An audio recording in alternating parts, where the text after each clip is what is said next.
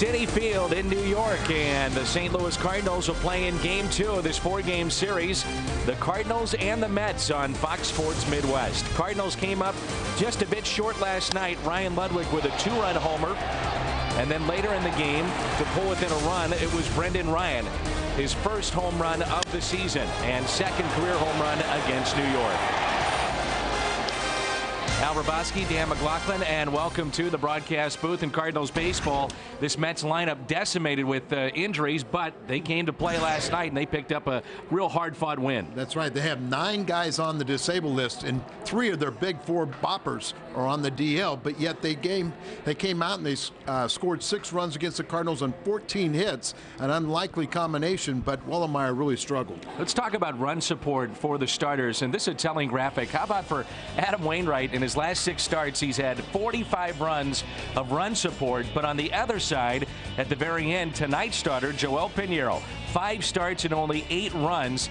His record isn't indicative of really how well he has pitched. No, it's not. And, he got off to a great start. He won the first 4. Then he's lost 8 of his last 9 decisions. But, I mean, it's right there. That graphic tells you the story. No run support, and it's very difficult when you're getting so few runs. You have to be nearly perfect. And even last time out, remember, he had a rough first inning, but then retired 19 out of the last 20 batters and took an L. When you take a look at the Mets starter, Livan Hernandez, he's been around forever. We saw him in early April. The Cardinals got to him. What do you expect to see out of Livan tonight? Well, he's a master. He knows how to pitch. He's been around for so many years, and he's logged so many innings, closing in on 3,000 innings.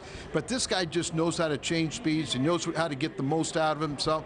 Recently, he's 2-0 with an ERA in the 2s, and he's 5-1 on the season. So this is the guy that can have their hands full. I talked to Hal McRae, and I said, is this a good matchup for Ankiel and Duncan? And he said yes. He thought because he'd get fastballs out over the plate. All right, looking forward to it.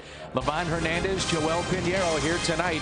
We'll talk about the closers when we come back. Ryan Franklin and Francisco Rodriguez. The Mets and Cardinals coming up.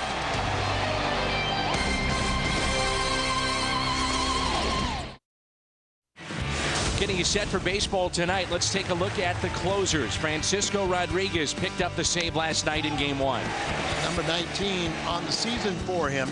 Last year, single season record holder was 62, and he made a lot of money. But you may be surprised, as good as he's been this year, the Cardinal closer has been actually a little bit better. Yeah, Ryan Franklin, we weren't sure if he was going to be the closer going into the season. How about this? 17 for 18, and his ERA is actually slightly better than Francisco Rodriguez. Ryan Franklin has done a nice job. 17 for 18 in that save department.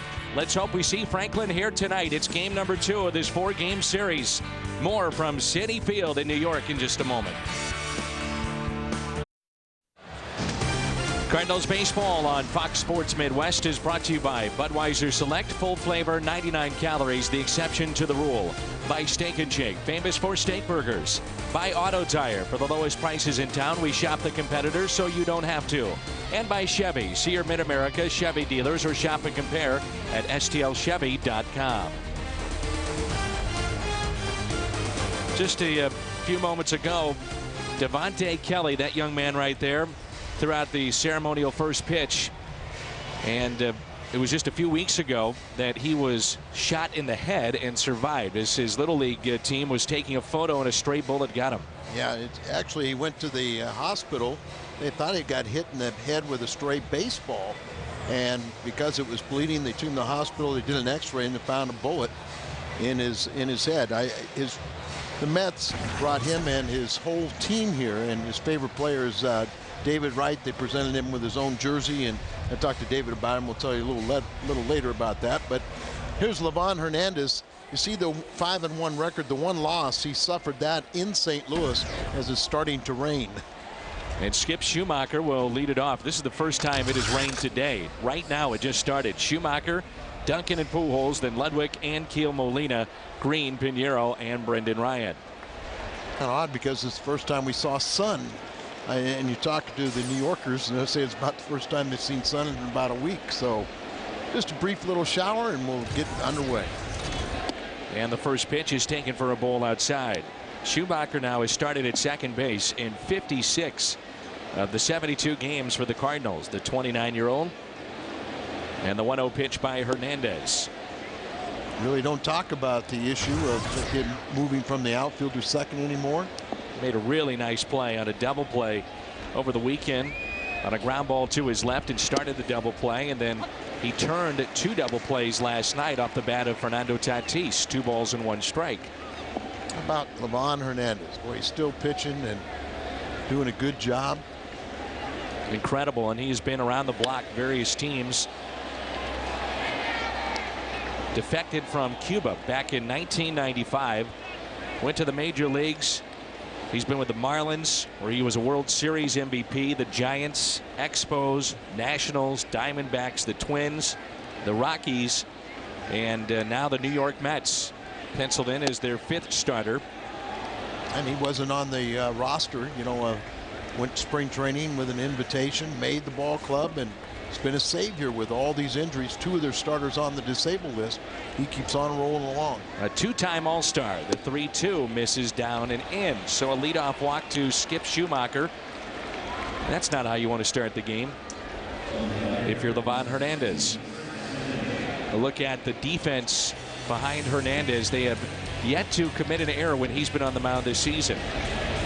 Wright, Cora, Castillo, and Murphy along the infield, and the battery is Santos and Hernandez. The auto tire defense, and it brings in Chris Duncan. Duncan's had some little success with Ankiel against Hernandez, 2 for 3. And the one thing that talking with Hal McRae, I thought that this would be a tough matchup for them because of the off-speed deliveries and the ability to spot the ball away. But Hal McRae said we like this matchup. Duncan pulls it foul. And he was feeling that both Duncan and Ankiel liked the ball out away from him, and that Livan pitching on both sides of the plate would accommodate. He will throw a curveball that is in the high 50s, low 60s. And we saw him do that a couple of times in his previous start against the Cardinals in St. Louis. He just varies up his speeds. Don't you get the idea he just kind of invents pitches whatever he needs? Like that. Yeah, he's a heck of a player. So, to me, that's the pitch that why I thought it was to be a bad matchup. That's the changeup here. Yeah, and look where the location is. You know, it just starts it right on the outside corner. Then it just fades away. And of course, that's going to get a lot of hitters. If you can throw that pitch, you know, you're going to be on top more times than not. Outfield is deep for Duncan. Pujols on deck. And a count of 1 ball and 2 strikes. This is what they like. On the fastball away. It's only 87. Wouldn't you think, though, if Hernandez is going to have success tonight, he's got to get that call because he's not going to blow anybody away with his fastball. No. And the one thing that he will do when he gets in a little bit of trouble, he will jam left-handed batters, getting the ball in on him. He's not in a jam yet. And a check on Schumacher. The Mets, by the way, lead the National League in steals. And they trail only Tampa Bay as far as the major league lead. Tampa Bay with 110 steals and the Mets with 70. Kind of surprising that with Reyes out and Castillo coming back from the disabled list. 2-2 is hit to short. Cora and out at second base as Castillo hung in there. Schumacher wanted to make sure he was all right.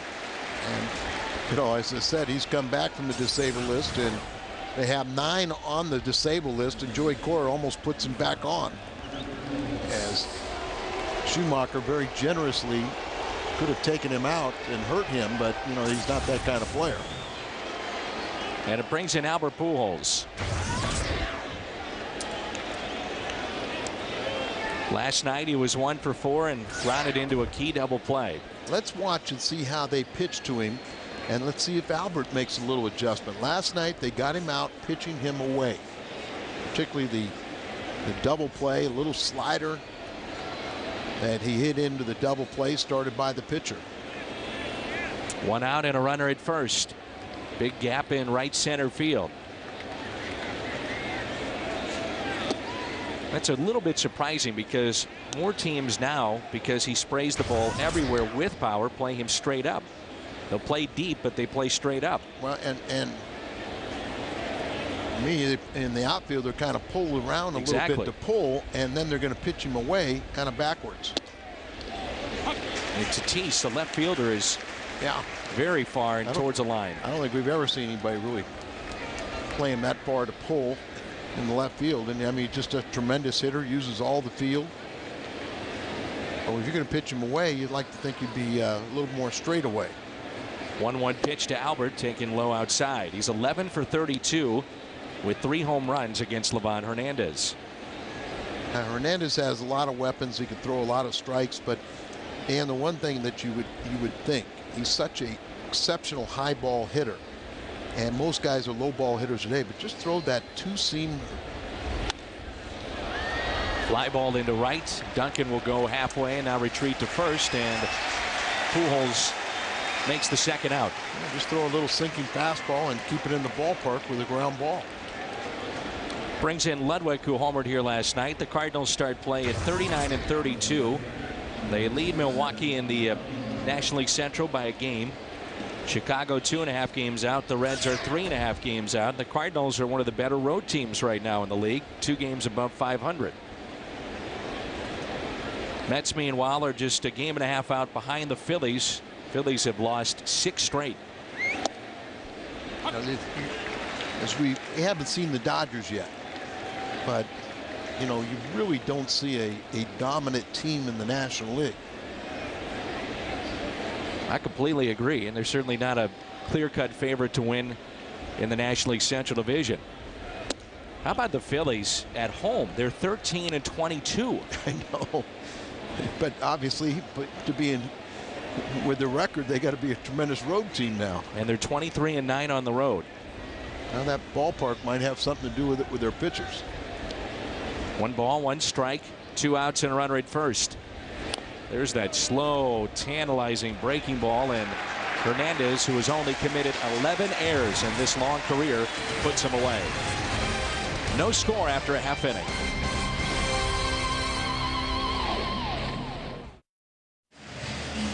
Bottom of the first, and there's no score here in New York at Citi Field. Another big crowd, well over 30,000 here tonight.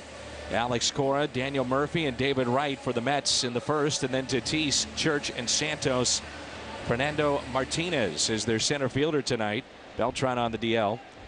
Castillo, and then Hernandez. First pitch for the Cardinals is presented by Domino's, as Joel Pinheiro will get the start for the Cardinals tonight. And give Domino's a phone call with this first pitch, and it's taken for a ball low and away to Alex Cora, the shortstop. Joel Pinheiro is trying to slow things down. You see the 5-8 record. He's lost 8 of his last 9 decisions, and really it's just lack of run support. In his last 5 games, he's gotten a total of 8 runs. So he's really pitching the same as when he was a 4-0.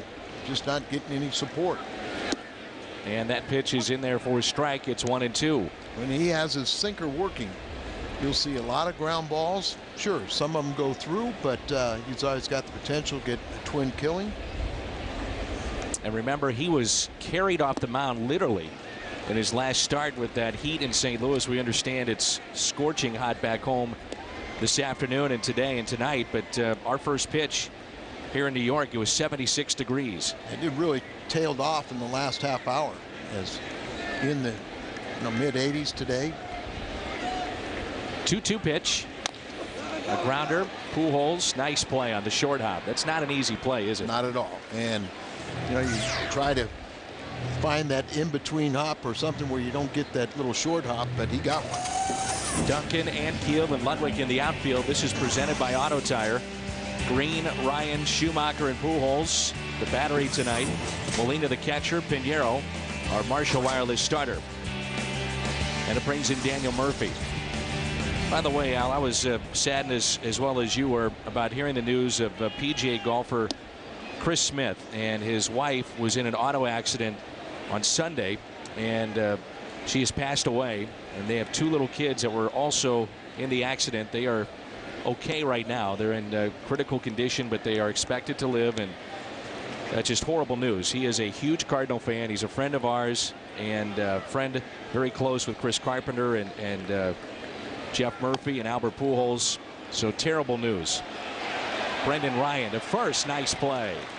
He's made a couple of very good plays in this series already. Absolutely, and just more playing time. He's getting more and more confidence out there, and really has earned this playing time. But nifty play here. This is another ground ball that wasn't that easy because it wasn't hit that hard. He has to come in, circle it, try to get a little momentum behind his throw, and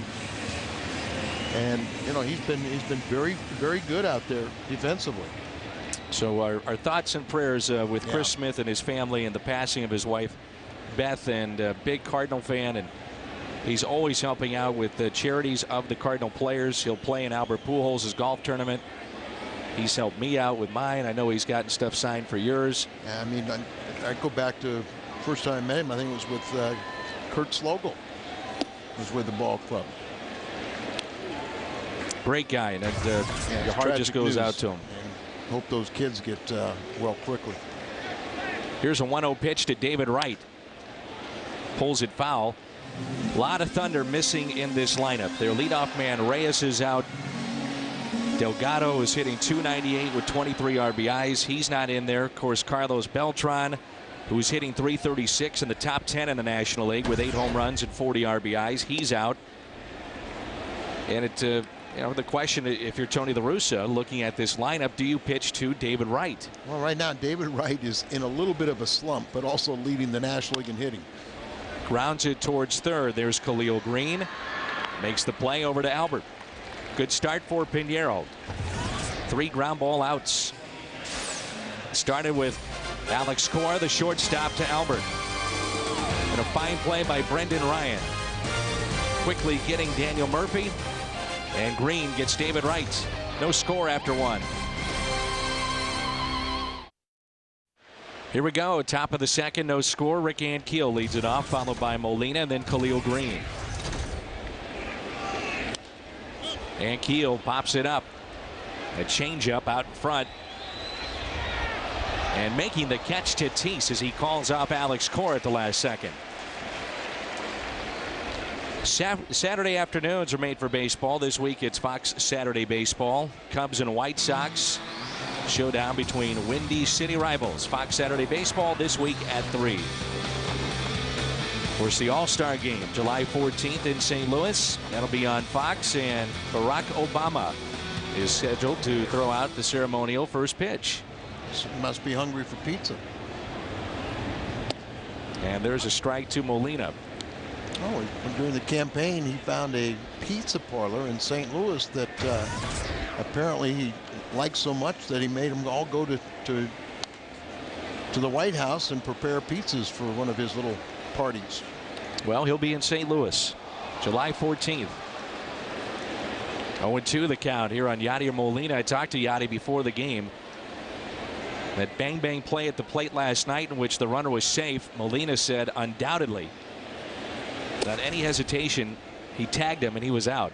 So what'd you say to the umpire? He said, I only said one thing, you blew it. I wasn't about to get thrown out. But he didn't. And he didn't. Tony La Russa came out to argue, but ruled safe, and the Mets would win it by 2 runs. That's outside. 2-2 the count. The Mets want to avoid all collisions and any kind of bodily contact with all the disabled. See what happened to Reyes yesterday? Reyes was with one of the trainers there going for a special treatment at one of the hospitals, and he got rear-ended on the bridge by a fire truck. When it rains, it pours. Yeah. First strikeout for Hernandez. Cardinals are hosting several labor union appreciation nights this summer. Labor union members and their families can purchase discounted all-inclusive tickets for games throughout the summer. All-inclusive tickets feature a full buffet plus complimentary beer and soda. For more info and those dates, visit stlcardinals.com/union. I also talked to Khalil Green about what he's doing at the plate tonight. He said that toe tap is something that he has been doing in the past, and he lines this one into deep right center field. We'll talk about it more, but it's something that goes back to his college days when he was a perennial All-American. No score here at Citi Field. Fernando Tatis leads it off for the Mets. Bottom of the second rolls in, and there's no score. And this is the reigning Comeback Player of the Year, Tatis. And how about Pinheiro and our keys to the game? Presented by Toyota. 4 games started. His record 2-0, and run support in these starts has been very good as the Cardinals have gone 4-0 in those 4 games. Wouldn't he love to have 6 runs tonight? It has been few and far between lately for Pinheiro. Here's another ground ball. Green to his left, spins, throws, makes the play. That's 4 ground ball outs to start the game. Remember, he finished up his last start retiring 19 of the last 20 batters he faced. So Khalil Green over here, he really just looks so much more comfortable, more of a reactionary position. Played at third base in college, and as you said, he was just one of the greatest collegiate careers at that level, and he just feels like everything's working for him right now. 1 out, and that pitch is a strike to Ryan Church. Khalil is saying this is the first time this year he's felt comfortable. Said, I feel comfortable at the plate. I feel comfortable at third. And that little toe tap that we talked about, which he's taking that front leg back towards his back foot and then exploding into the ball. He said, you know, basically that's something that he did in college. He's gone back to that. And he said, you know, he's a kind of guy that will change his stances throughout the year, and he said until that doesn't work anymore, I'll go back to something else. He said, I'm not a guy that sticks with just one stance. I haven't done that my entire career, but right now this is working. And why not go back to happy days in college, kind of, you know, simplify things. We try to make this game so complicated. Here's another ground ball out. Brendan Ryan with it. 2 Albert, 2 away.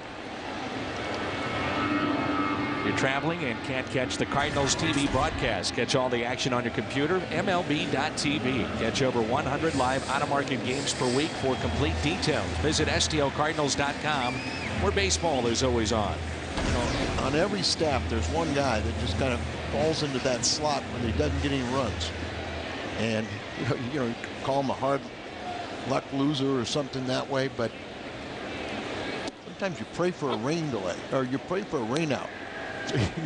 Your slot gets moved over. Matching beards with Pujols and Santos, who had a career high 4 hits last night. And Snyder's hit a couple home runs since he's come off the disabled list and can't get in a game because of this kid. Yeah, the Mets have 49 RBIs this year from their catchers. That's most in the major leagues. You have Santos here, Brian Schneider, and Ramon Castro as well, recently traded. 1 ball and 2 strikes with 2 outs and nobody on. Since he's come back, Schneider is 10 for 32, but like you said, can't get in the lineup. Pitch count at 20 this far for Pinheiro. I really like the way Santos calls the game and handles the pitching staff, and Snyder's much in that same vein. 2-2.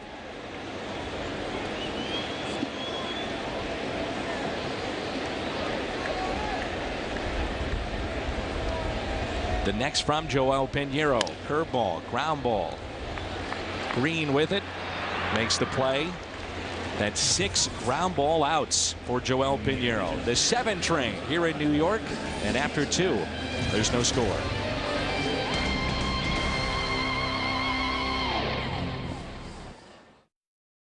Cardinals baseball on Fox Sports Midwest is brought to you by Kia Motors. To learn more, visit kia.com.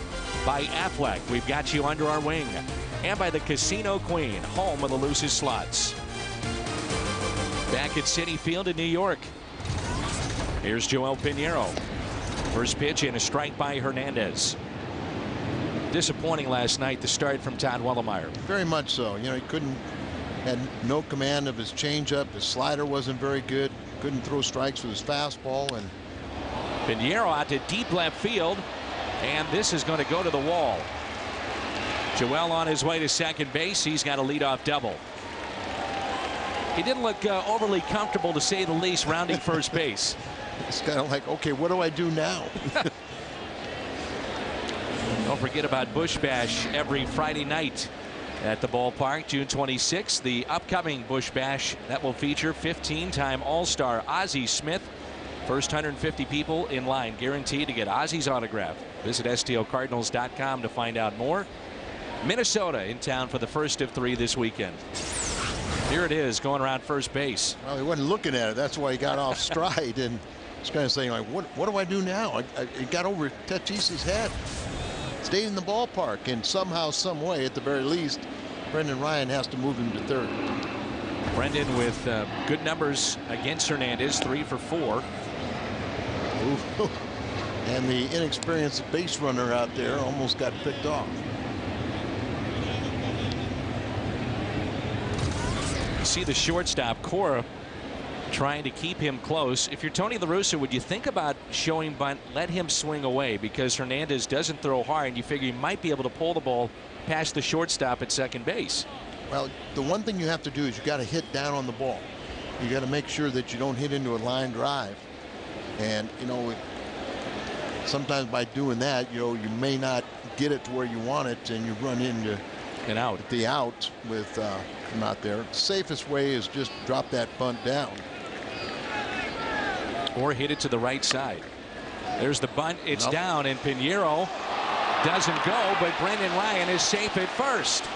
Well, it worked out okay in one sense. I think he was shocked that he didn't leave the bag at second to go to third. Yeah, well, I mean, that's obviously when the bunt gets down, that's what it's designed to do. But you see Pinheiro's caught in between. He started to go. Everybody's telling Hernandez to go to first base, but he turns around, he looks to third. You see the shortstop out there, first base. But he looks there, and by the time he turned around, give Brendan Ryan some credit for hustling, not just taking things for granted, and he finds himself on base with the base hit. And he gets the base hit. As I mentioned before, Livan Hernandez has committed just 11 errors in his long career. Very good fielder, and he can hit too. He can swing the bat. Yes, he can. He's got 9 career home runs. Foul ball. Cardinals catch a break. Pinheiro would have been out at third base. And the bunt just was not hard enough. You know, talk about that all the time. When you're in this scenario like this, you want to bunt it hard enough to get it by the pitcher, make the third baseman field it. But in this case, it just didn't even get out to the grass, and Santos, the catcher, was able to pick it up, and it rolled foul when he did so. Inning started with a double by Pinheiro over the head of Fernando Tatis in left field. By the way, was originally signed by his current GM, Omar Minaya, the Texas Rangers. And Minaya brought him back here as he was out of the major leagues. 0-1 pitch.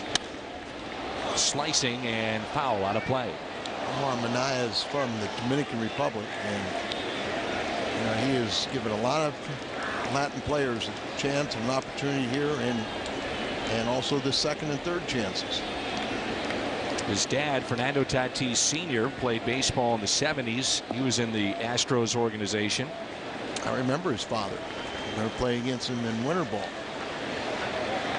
Rain has picked up a bit. 0-2, fouled back. It's more of just a mist. Yes. But it's heavy. Nuisance, you know, but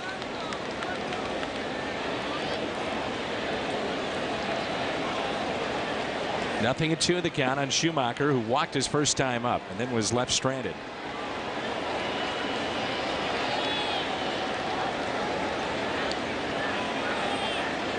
Here's the 0-2. Schumacher pulls it to first, Murphy to second, and the ball scoots away. Pinheiro will score. Brendan Ryan on his way to third, and Schumacher winds up at second base. Remember Murphy, we saw him playing the outfield the first series against the Cardinals at Busch Stadium. They love his bat. They're trying to find a place for him with Delgado out. Murphy goes to first. They've been working with him an awful lot before games here at Citi Field. The throw is just a little bit low. Yeah, really tough throw for Cora, and then everybody advances, including Pinheiro, scoring. But that's broke that string. That's the first error committed by the Mets when Livan Hernandez on the mound. And boy, we've got a low ceiling, don't we?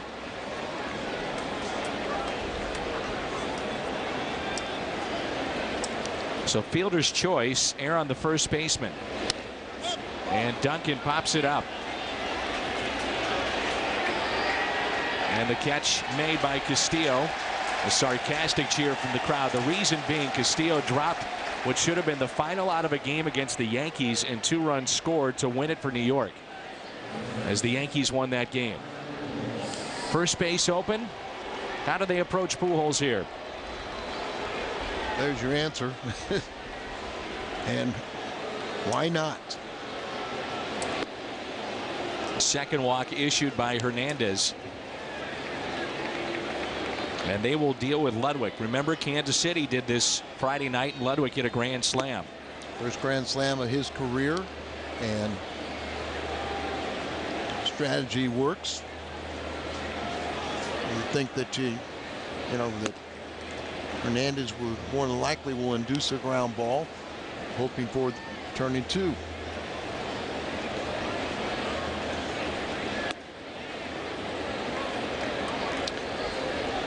Cardinals and Mets back at it again tomorrow. Our 4-game series continues. On the air at 5:30, Brad Thompson gets the start. It'll be his 5th start of the season. 2-1 in his 4 previous starts, and it seems like he is a lot more comfortable as a starter. And who knows, when Loge gets healthy enough to be back in that rotation, who would be the odd man out? Right now, if you go by just numbers or you go by the way they look, it's very simple. It's Wellemeyer's the odd man out. So 2 walks, and here is Ludwig. First pitch, a strike on the outside corner. Remember, when Thompson doesn't get a win, the Cardinals do. That's right. Career with the bases loaded, that grand slam on Friday, 33 RBIs. This season, 3 for 5 and 10 RBIs.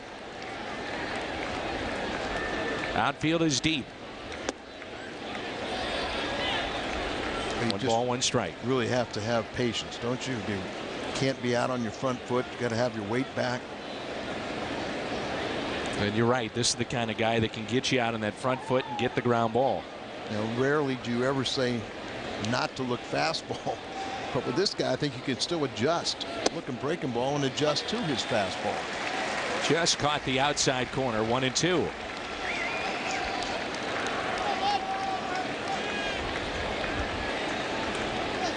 Ludwig missed 14 games with a strained right hamstring. And still trying to find his timing. It's getting much closer, though. But this guy is tough to. He can put you into a slump. So I thought it was a smart move by Tony not to have Kobe Rasmus in this lineup today. He's struggling a little bit. It's Kobe about 0 for 11. 0 for his last 12, and so it was a good day to pick for him to rest. And then Ankiel and Duncan have had some success against Hernandez, and Brian Ludwig right now offers the most protection for Albert. Bases loaded. 2 balls, 2 strikes with 1 out. Cardinals lead it 1-0. Next to Ludwig. 2 strikeouts for Hernandez. Big one there. Let's go pitch by pitch in this sequence with Ludwig, brought to you by Chevrolet. Set up away and catches a lot of the plate right there. Probably more than he wanted. Then he tries to paint that down and away again. Same pitch. He just tries to get him to chase one upstairs. And then he gets that just fastball, just spotting it down and away. Rick Ankiel. And that's a strike. Well, he's just painting the outside corner. I remember, they said that they thought that Hernandez would throw Ankiel fastballs away, and that was supposed to be a strength. Took the first one for a strike. 0-1 pitch. 0-2.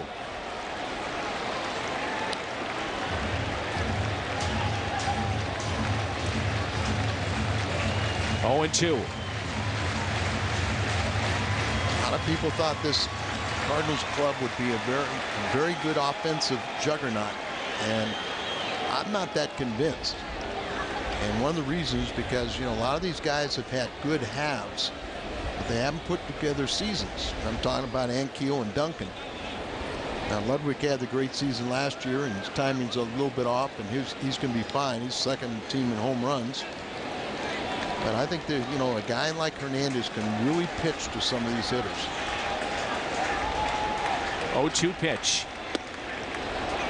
So that's a good pitch right there, because many times we'll see Ankiel chase that. And Rick really has trouble with fastballs that are up in the zone.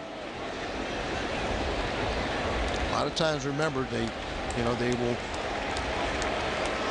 has a tendency when he gets in trouble sometimes with left-handed batters, he will pitch the fastball in. I think he shook off the off-speed pitches to go in. 2-2. Nothing over the middle of the plate either. Well, that's the key. In, out, we're going to have down. a rain delay. So on a 2-2 count, it'll be a rain delay here at Citi Field with the bases loaded. Rain is really picked up now.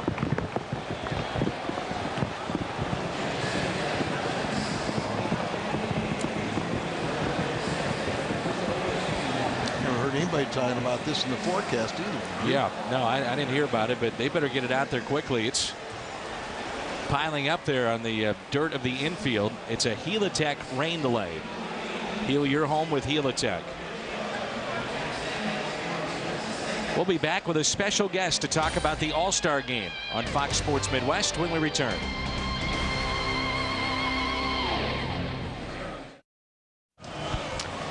Rain delay, our Helitech rain delay, and the Cardinals have a 1-0 lead. It'll be a 2-2 count with the bases loaded when we return to action. But Bob Dupay from Major League Baseball has been kind enough to join us. And, of course, Midsummer Classic is coming to St. Louis. And, Bob, I know we're all excited about it. Tell us what the folks in New York and Milwaukee and the offices of Major League Baseball are thinking about coming to St. Louis. Oh, it's going to be very exciting, Dan. You know, it's been 43 years since we've been to St. Louis for an All-Star Game. The last time we were there, National League used 4 pitchers, and it was 106 degrees. and all 4 of those pitchers are now Hall of Famers.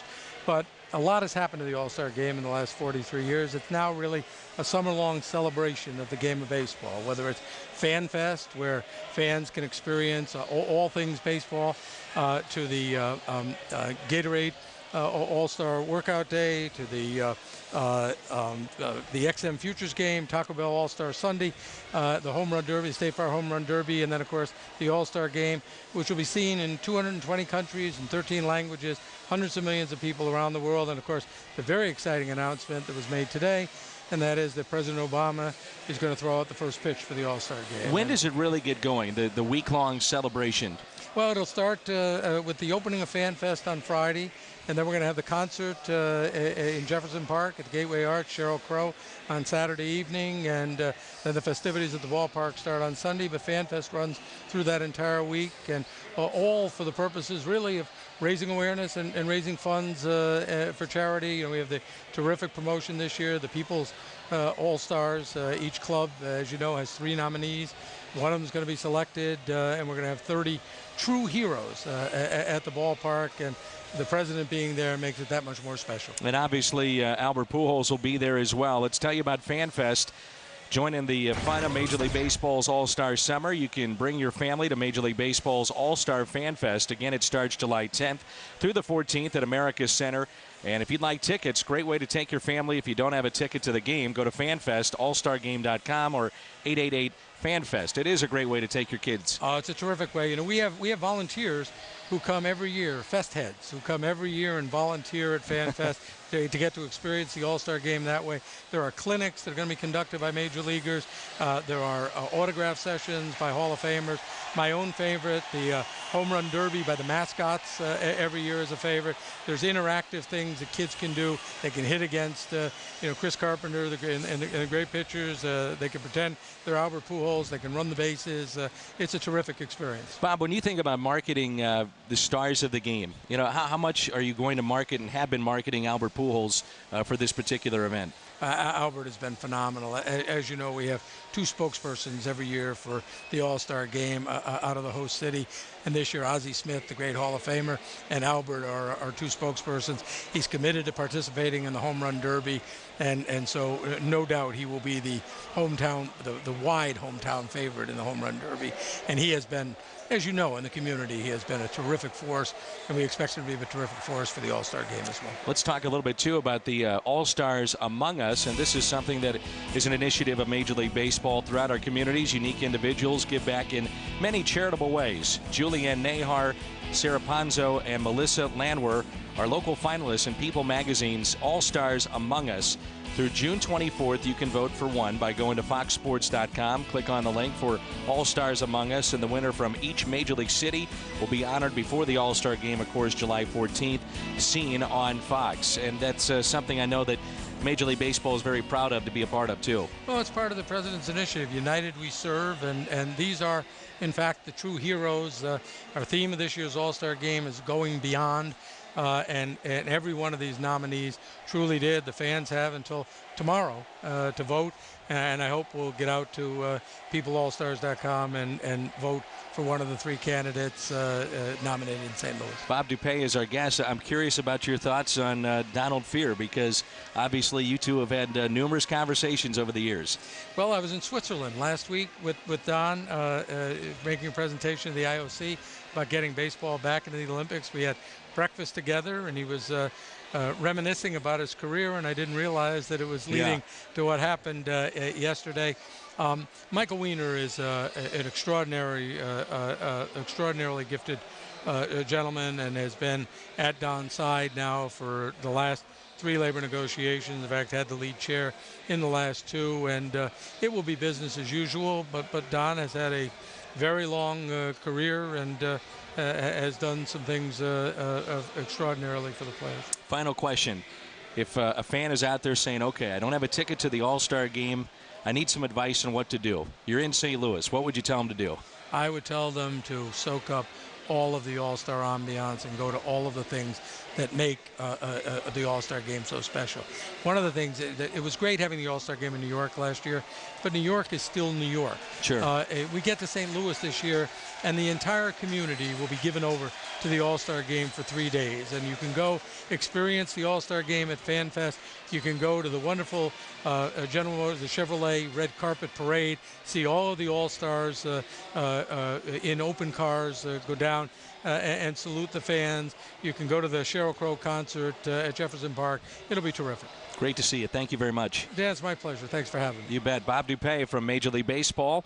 We're in a rain delay presented by Helitech.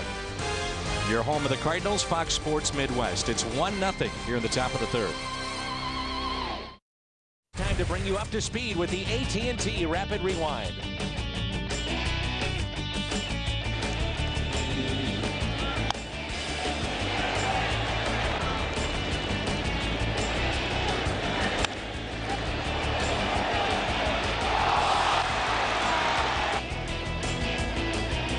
AT&T, the nation's fastest 3G network. AT&T, your world delivered. Well, the grounds crew has done a nice job to get this field ready and playable. Didn't do all that good of a job getting the tarp on the field, in particular the home plate area, but everything is playable now, and they've done a really fine job here in the last 40-45 minutes. So it just looks like Livan Hernandez is taking his final warm-up toss, and as you said, Rick Ankiel will have a 2-2 count with the bases loaded. And let's see if the Cardinals can't add to their lead. There's it's a 2 outs. Tough spot, Al, to be having a stoppage in the game for both the pitcher and the hitter. Yeah, but let's go. So 2-2 with the bases loaded.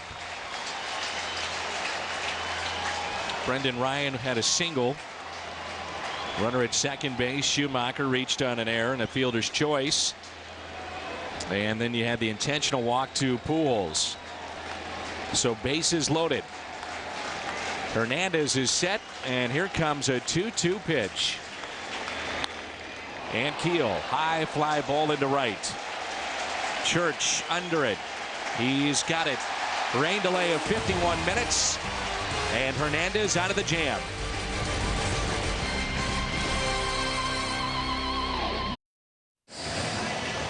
Six Flags Day at Busch Stadium. Join us at the park on Saturday when the Cardinals play the Twins, and all fans 48 inches and under receive a free ticket to Six Flags. For Cardinal tickets, number to call 314-345-9000 or visit us online at stocardinals.com. Friday is Merrimack Caverns Day, and then Saturday, Six Flags Day. Cardinals Care jerseys up our backs day. and Christian Family Day. Also, Sunday is a family Sunday. If you didn't know about those, you can purchase a terrace or pavilion reserve ticket and you get a free hot dog and soda. Also, if you didn't know this year, kids tickets start at just $7 this year at the ballpark. So that's cheaper than a movie ticket. Yes, it is. STOCardinals.com to find out more. Little chopper hit to short. Nothing's changed. Another ground ball. Boy, he looks good, doesn't he? Yes, he does. He got that sinker working, but he's throwing a combination of pitches, but getting all the right hops as they're all being hit on the ground. 7 up, 7 down. I wouldn't be surprised if Castillo may try to drop down a bunt. Just to change things up. Change things up. You know, the wet grass. Leo Green playing in, anticipating that possibility.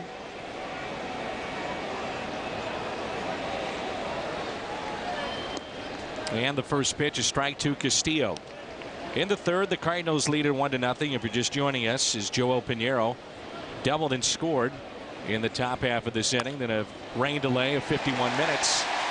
And like you said, Al, ground ball pitcher at times, you will have base hits. Right. You just find holes. Yep, you're going to give up your share of base hits, but you never really worry about it because that's on a breaking ball and just right down there, hooks it and back up the middle.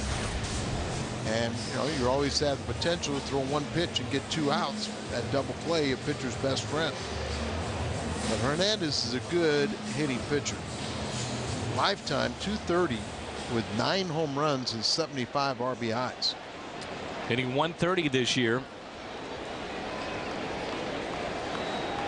One out base hit by Castillo. It was interesting that during that rain delay, Pujols was the runner at first base. Hernandez was just playing catch on the side. And in the middle of the game, those two talking to each other.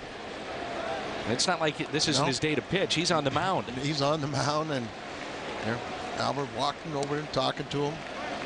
You just don't see that ever, even in today's day and age, in the middle of a game like that. And it used to be where even during batting practice, there would be an umpire sitting in the stands and watching, and for the fraternization rule, they would fine you if they saw you talking to the opposition. Today, everybody just laughed at him. Hernandez, the sacrifice good, 1-3 on the play. By the way, happy anniversary to Denny and Sue Thornburg. Happy 35th wedding anniversary. They're from Mattoon, Illinois, which has been a caravan stop over the years. And their son Derek works in the Cardinals office. And happy anniversary to Denny and Sue. Top of the lineup, here's Alex Cora. Derek's a good guy. Yes, he is. Good kid. Cora started the game for the Mets with a ground out to Pujols at first.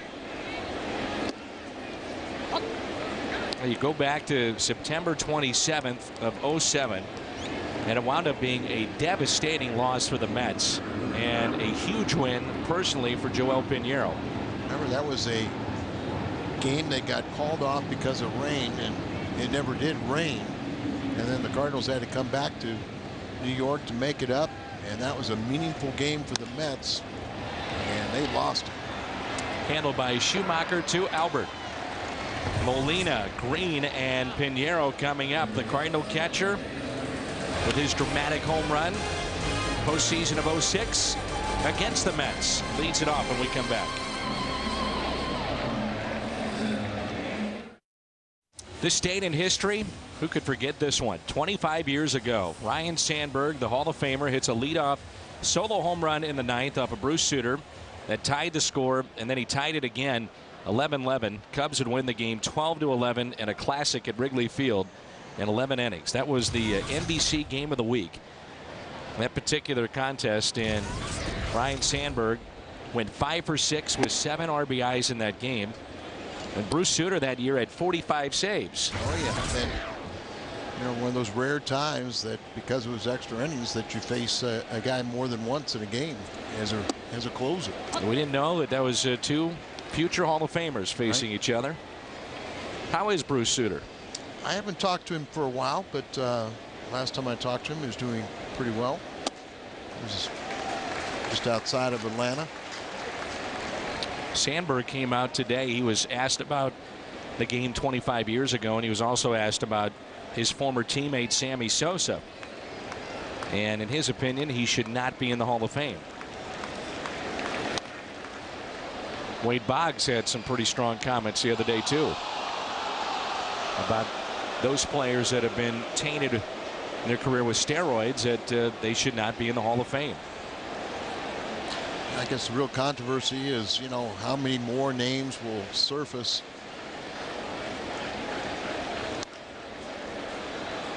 And I talked to Kyle McClellan today, and I said, you know, do the players know? And he's the Cardinals player rep. One of the player reps. And I said, do the players know that if their name was one of those 103 or 104 players, he said they know that they were tested positive, but they don't know anybody else's number or name. Back to Hernandez, and Molina retired. He's 0 for 2. 0 for his last 11 now. How deep can you go into a game, Al, after a rain delay? I mean, do you think if you're individual, Jerry Manuel or Tony La Russa, that you know, you maybe have a quicker leash on these guys? Well, I think that is customary, that you would be a little more guarded, but you know, you just watch how they're throwing. You know, get in trouble, maybe you'll have a little quicker hook, but right now these two guys are keeping the hitters off balance. You see the Firestone leaderboard and home run leaders. Colby Rasmus is in the top 5. 1-0 Cardinals as we play here in the 4th. Good to hear that Khalil told me before the game, I finally feel comfortable. It's hard for anybody to understand what he was going through, but you know how supportive his teammates are, and that's good to see. Off-speed pitch popped up. Castillo makes the catch. You know, the fans don't forget. Oh, you'd love to be here and, you know, and mess up in the eyes. Of course, Castillo's playing pretty good this year, but I think his contract was very suspect, and the fans were all over that one. But and again, if you don't know the story, he dropped what would have been the final out on a play just like that against the Yankees that allowed 2 runs to score. About Pinheiro, what he's done not only on the mound but with the bat tonight. And it wound up being K-Rod's first blown save. 0-1 pitch to Joel. Lined into left center field, and that will get down. Pinheiro on his way to second. Now he'll stop.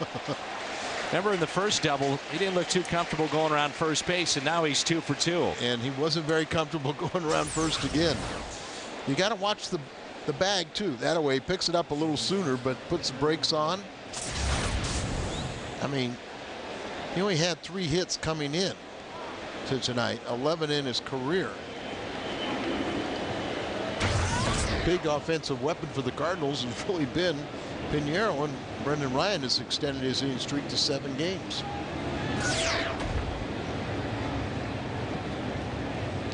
So runner at first with 2 outs. Brendan Ryan, who first time to New York, went to the wrong stadium, digs in. Remember, he arrived late to Shea Stadium because he told his cab driver, take me to the stadium. So he took him to Yankee Stadium. It's not the first. It won't be the last either. And I think that Jerry Manuel said, you know, the way he runs first base, I think we can safely assume he's not going to steal. They have told, and Brendan was telling me that they've told him to eat more because of the cramping issues that he's been dealing with, that they feel it's from a lack of food in his system that he cramps up. He's said before it's real tough for him to keep a normal weight throughout the season in the hot summer months in St. Louis. What happened to the old-fashioned salt pills?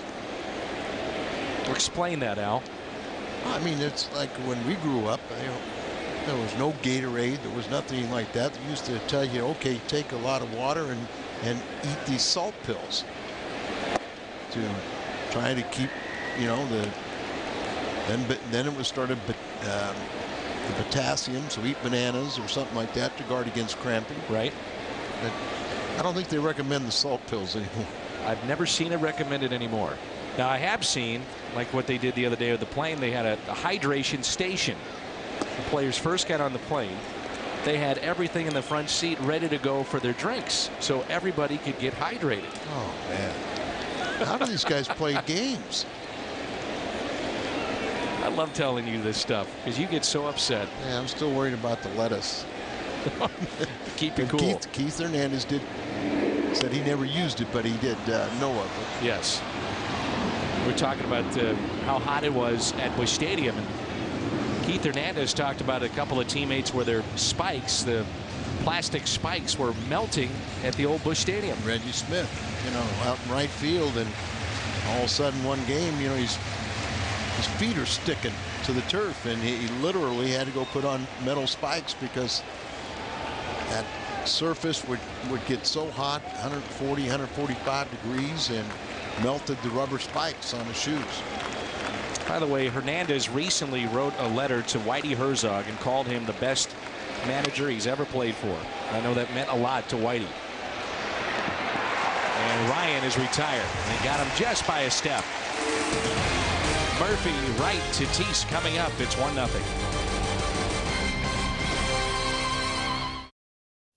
Turn to tonight's Aflac trivia question. How many Cy Young awards does the Mets organization have? Got to figure Tom Seaver. Of course, Dwight Gooden had one as he beat out John Tudor. But Seaver with 3, 69, 73, and 75, and Gooden back in 1985. Tom Seaver broke in 1967. He retired in 87. And he had 311 wins with 4 different teams. Played for Tony La Russa and the White Sox at one time. They had some great players that came through the early days of the Mets. 1969, the Miracle Mets. Seaver had 25 wins that season.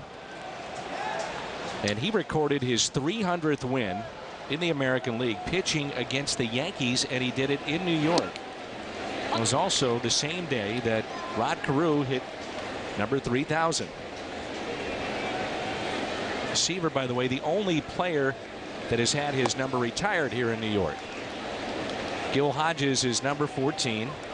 Casey Stengel number 37. Of course, you have Seaver out there, Jackie Robinson, and Shea.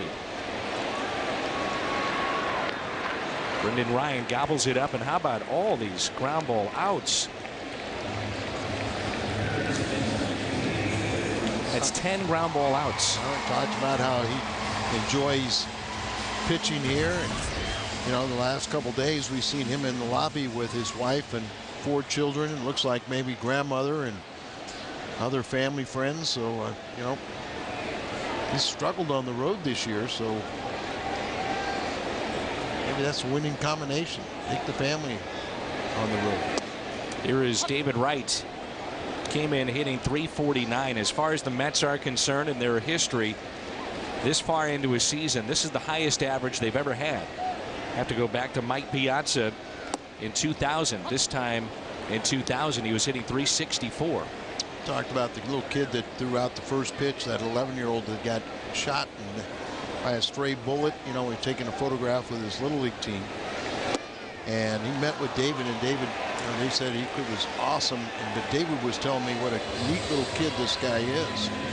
I asked Hojo about his lack of home runs. He said it's the ballpark, because he's not a pull hitter.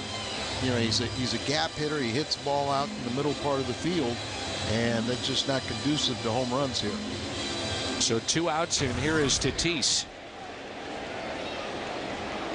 Kind of ruined his ground balls with that strikeout. I'm sure he'll take the strikeout. Tatis, quite a story. And another ground ball. Green over to Albert Pujols. Hojo, the hated Mets.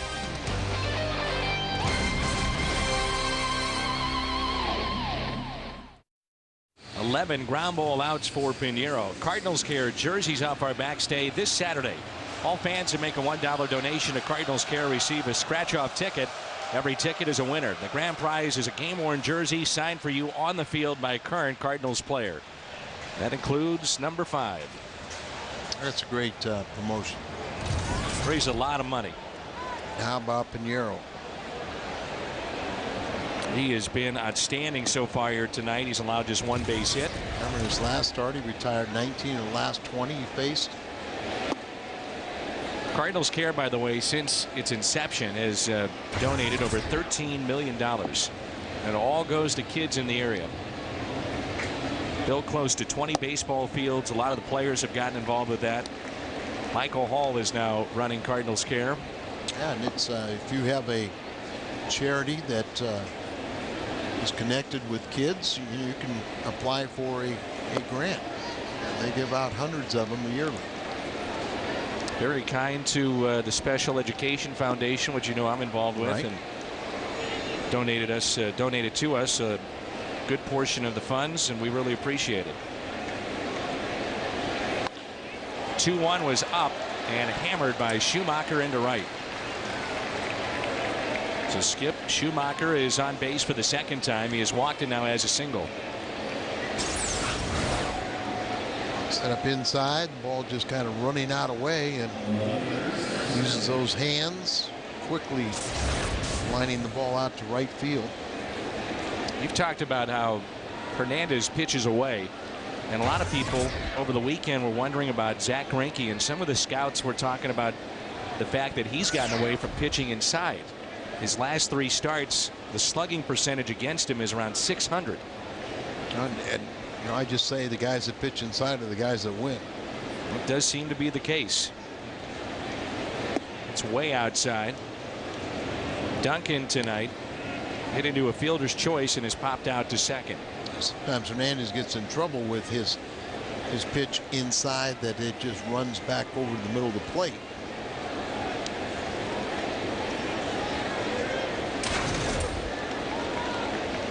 One-0 pitch to Duncan.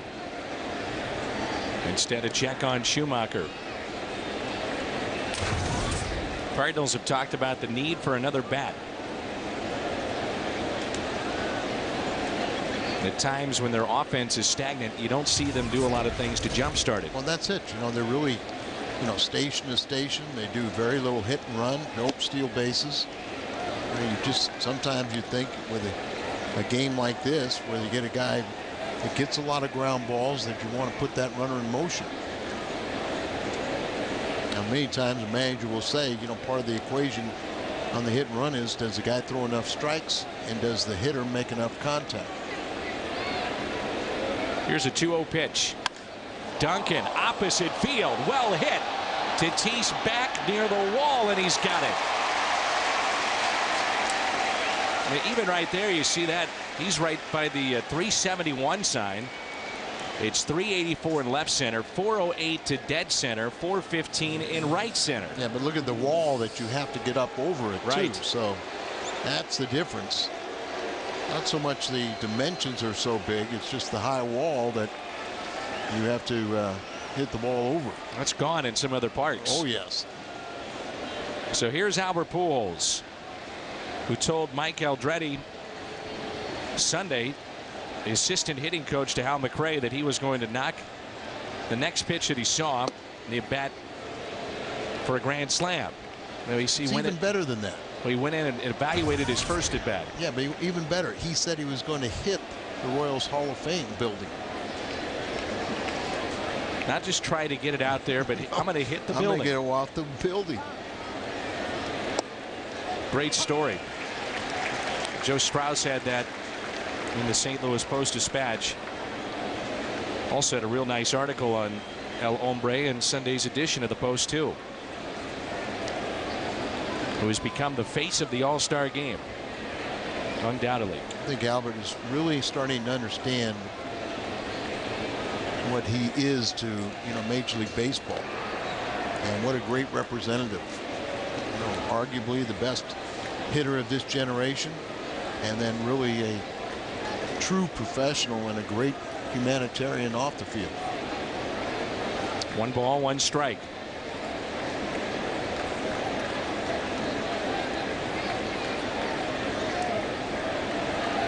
And for people that wonder about where the funds go. He has done a remarkable job with that humanitarian trip to the Dominican. 1 year it'll be doctors, next year it'll be dentists, and they are down there to work. And you see the most home runs under Tony La Russa. McGuire at 497. You figure Pujols someday will pass that. Then you have Edmonds and Canseco, players that Tony has managed.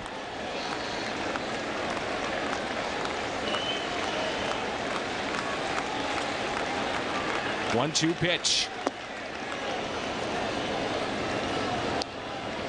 2-2. How slow can you throw?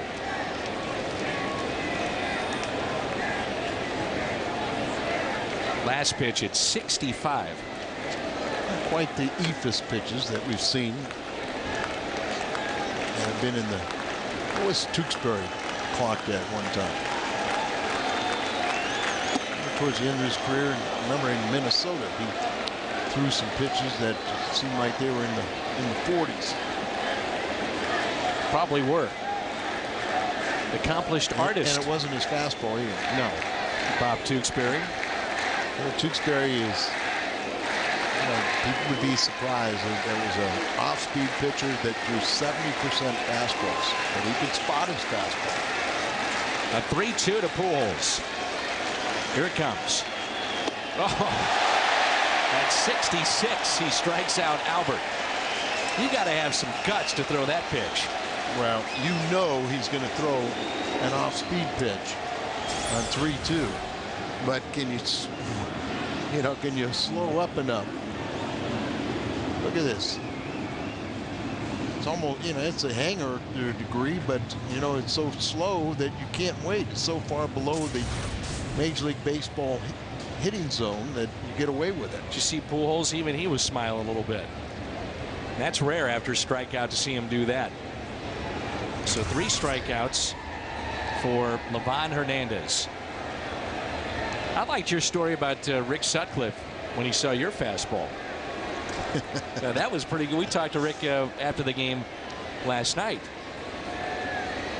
as he was working for ESPN and the national broadcast, but he grew up, and you were one of his idols. Yeah, and one year in Atlanta, I just didn't pitch very much, and so I got special permission to go to Winter Bowl. As Ludwig pops it up, shallow right, who wants it? Church is there. We'll tell the story when we come back. Church will lead it off when we come back.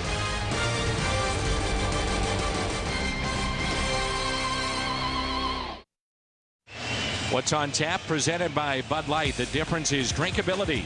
Cardinals and Mets Game 3 tomorrow at 5:30 here on Fox Sports Midwest. That's our Bud Light What's on Tap.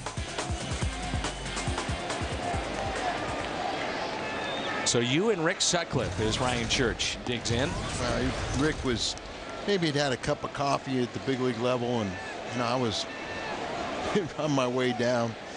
And I got permission to go play for Licey in the Dominican Republic. Another slow ground ball to Pujols. Pinheiro covering. And out at first. And so Rick's playing on this club, and he grew up in Kansas City, and said, he was just like, couldn't wait to see me. Sees this old guy sitting in a chair, and he thinks, well, I must be Al's dad.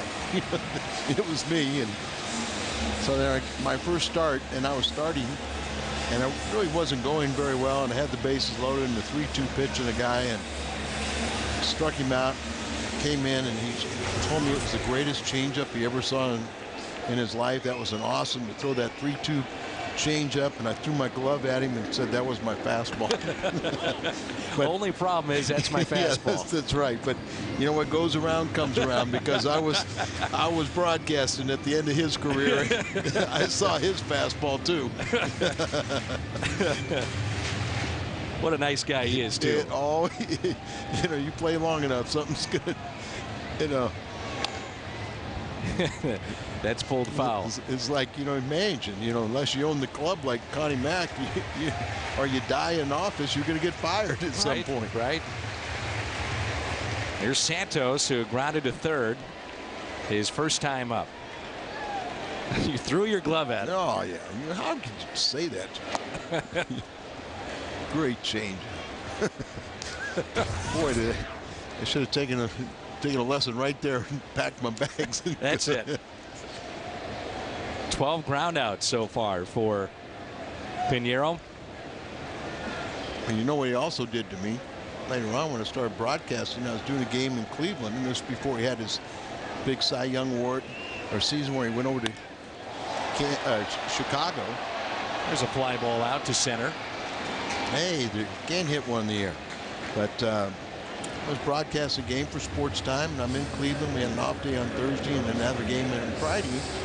And Rick said, well, what are you doing on the off day? I said, nothing. He goes, well, let me come over and, I'll pick you up and we'll go barbecue and everything. We'll have, have a good time. I said, Rick, that's really awesome. So walks in, and his wife was going to play softball. She goes, hi, I'll see you in a few hours. I found out later on why Rick invited me.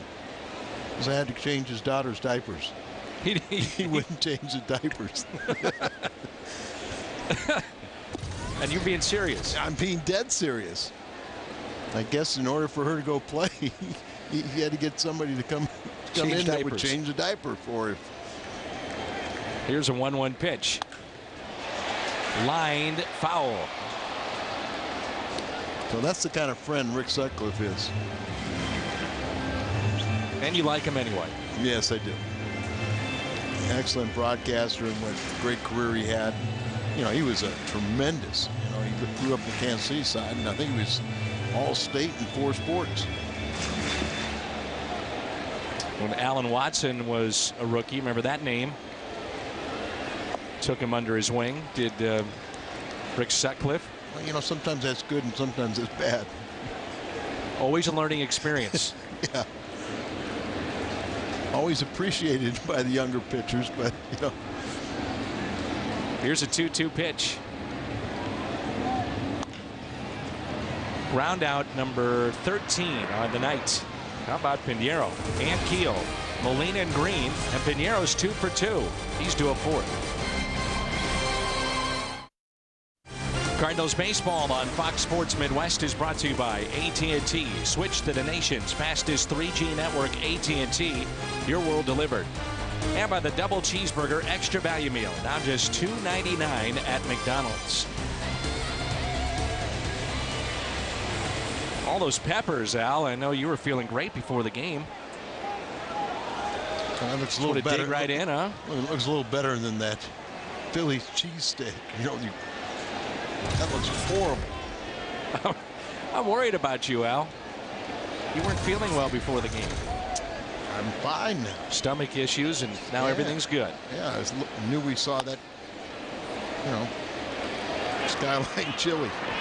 Oh, that's your favorite. In Cincinnati, you always make a visit by Skyline Chili. Oh, yeah. And Keel grounds out to short and brings in Molina.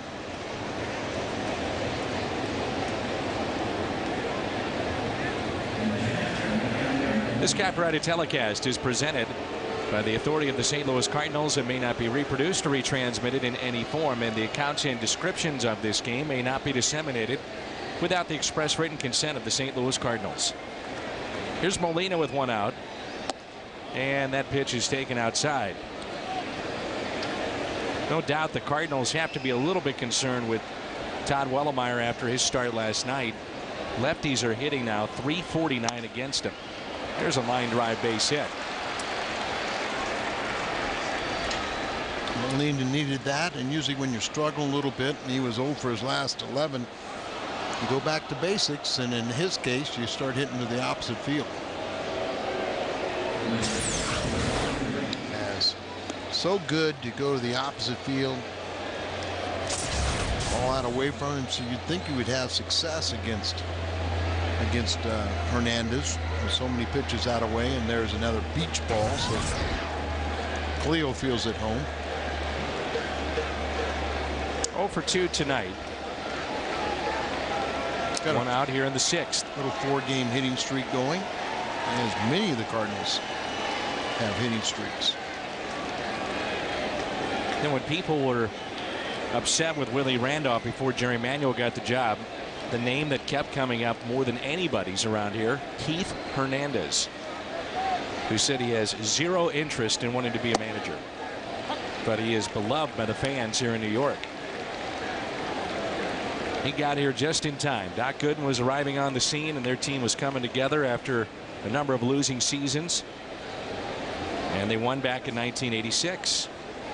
I think a lot of people felt that once Keith got there, they were missing one more bat, and that ended up being Gary Carter. And they felt like then they had the team in order to push for it, and they won that '86 World Championship.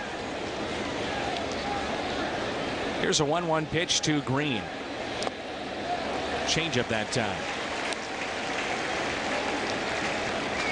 Talk about umpires here momentarily. By the way, a St. Louisan is on this game. Ron Kolpa out at second. Jerry Meals, our home plate umpire. 1-2 the count. That pitch right there was even a pitch that There's Ron. Green was chasing before. Ron was behind the plate the very first game at the new Busch Stadium. Thrill for him. I think that was done on purpose. I'm sure he requested it, and they granted it, being a St. Louisan. 2-2, hit to short and a double play ball. 6-4-3. Talk about umpires in the baseball fun fact when we come back. Midway through 6, the Cardinals lead it.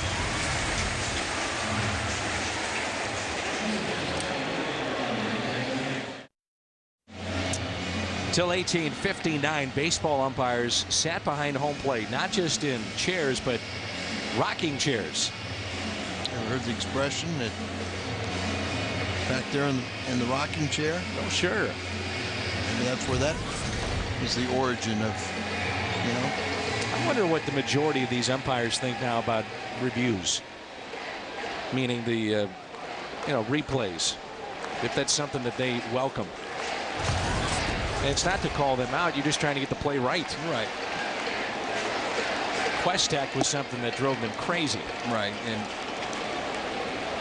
Still, you know, how can somebody sit in a closet and, you know, there were some good aspects to it, but it was still human error because you had to judge the strike zone of every batter. You know, somebody just sitting there trying to say, okay, all right, it's to the armpits, to the knees, and different heights. Any player will tell you all they want is consistency. Right. They will adapt to the zone. For consistently giving a left-handed batter strike on the outside corner, they can live with that, or right-handers, or whatever the case may be, but just be consistent. Whitey Herzog told me years ago about a time when he was leading off a game. Very bad forecast.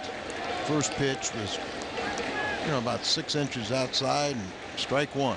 Looked back at the umpire, and he goes, "It's a strike, Whitey." Next pitch was a little further outside. It's a strike two. And he goes, Whitey looked at him and goes, "Hey, it's a bad weather forecast. We're going to get this game in." He said he swung at the next pitch, went back and told the guy, "Hey, you know, go up there hacking." And they had a real snappy game. Everybody adjusted to that strike zone because they didn't want to have their rain delay. The biggest complaint I get from fans is that games are just too long. And a big reason why is because strike zones are so small. right.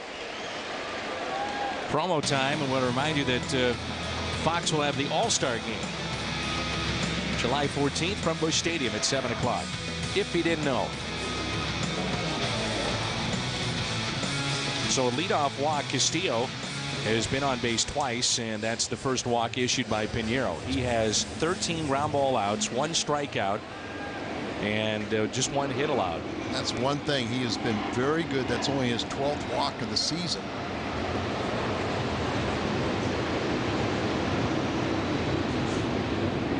Castillo was on base 4 times last night. He had an RBI double, a bunt hit. He was intentionally walked in the 6th inning last night, and he scored 2 runs as he got a base hit off of Jason Mott to start Mott's inning. Came around to score. Vaughn got a sacrifice first time up. That was his 95th of his career. How about he can swing the bat? He's got 9 home runs and a .230 career average. 130 this year with no home runs, no RBIs, but don't take him lightly. Major League Baseball actually fined one of the pitchers this week. Swing and a miss. Throw down to second. Goodbye. Castillo. Gunned down by Molina. They sniffed that one out as Molina was about a foot outside where he sat up, and Hernandez tried his best to put the ball in play here. Okay, watch how he swings down at this pitch. And then tries to step across there very easily. He could have been, if Yachty makes contact with him, they could have called interference. But he just makes a bullet throw and nails Castillo. But the pitcher, Al, took about 3.5 minutes between innings to warm up. And they do have, Major League Baseball has representatives timing between innings how long the allotted time is supposed to be, at roughly like 2:35, 2:40. Took too long, and Major League Baseball, I believe, fined him $500. And the umpires can, it's within their jurisdiction, run those speed up rules. If you take that much time, they can say, okay, you don't get your 8 pitches. Go get them. It was Jonathan Papelbon, by the way. You could probably afford it. Yes, he could. Play made by Green, so now 2 outs. Top of the order again. What are you seeing here? Why is Pinheiro been so good tonight? He's exceptional. Well, he's just, he's out there throwing strikes, and he's keeping the ball down. He's keeping them, and if he throws it in the middle of the plate, it's down where they're just topping the ball, getting the ground balls, but it's been fun to watch him. Cardinals about hit the Mets 5-1 and lead it 1-0. It's worth repeating again, and he's lost 8 of his last 9 starts, but really he's pitched effectively all season long. Really, his ERA is the same as what it was when he won for the first 4 games. Just no run support. He's got 1 run here tonight, so that means in his last 7 starts, he's gotten a total of 9 runs. 0-2 the count. He's just throwing sinker after sinker after sinker. But he's mixing in his breaking balls too, but they're in good locations. They're really not, nothing's hanging.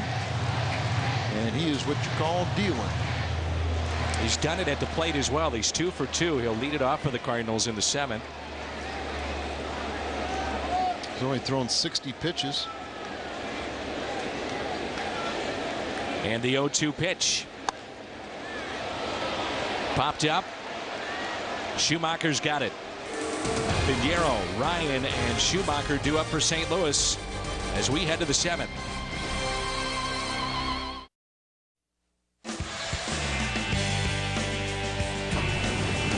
Game summary is presented by Infinity.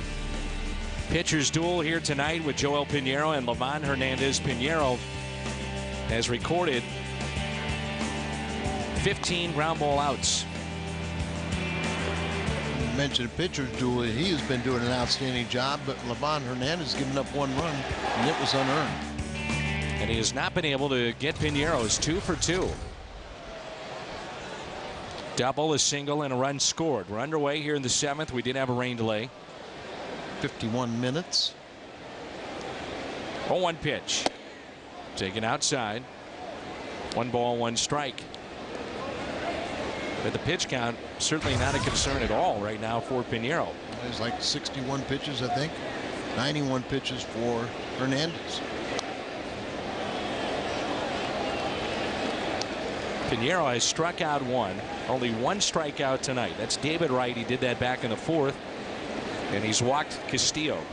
David Wright leading the National League in hitting.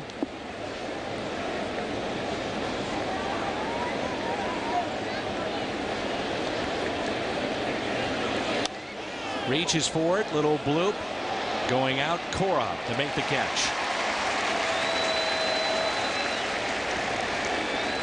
Cardinal fans, when it comes to tickets, you deserve Major League service, so go online to StubHub, the official fan-to-fan ticket marketplace of the Cardinals, and the only site with Fan Protect guarantee. Brendan Ryan, 1 for 2.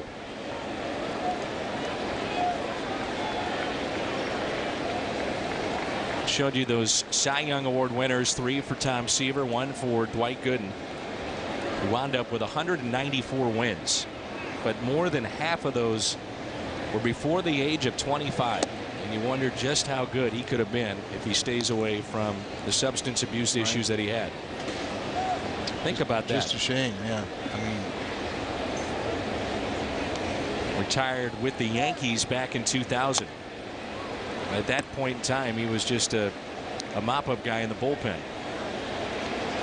Brendan holding his shoulder after that swing.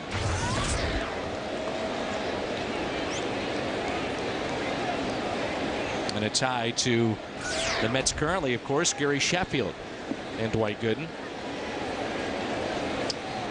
Sheffield is his nephew.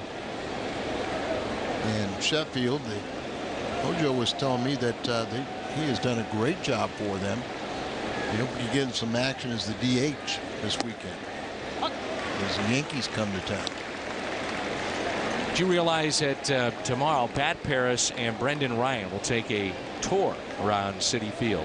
You'll see that on the pregame show. You're kidding me. That's a tease. I wonder if they'll show where his home run went. 1-2 pitch. Brendan pops it foul and out of play. Since he has come off the disabled list, he's been terrific. 32 games, hitting above 300, and he's scored 14 runs. Sometimes he's doing that from the 9th spot in the order. Yeah, he's 7-game hitting streak. Batting .333 in the month of June. That's the pitch that struck Pujols out right there. 63 miles an hour from Hernandez.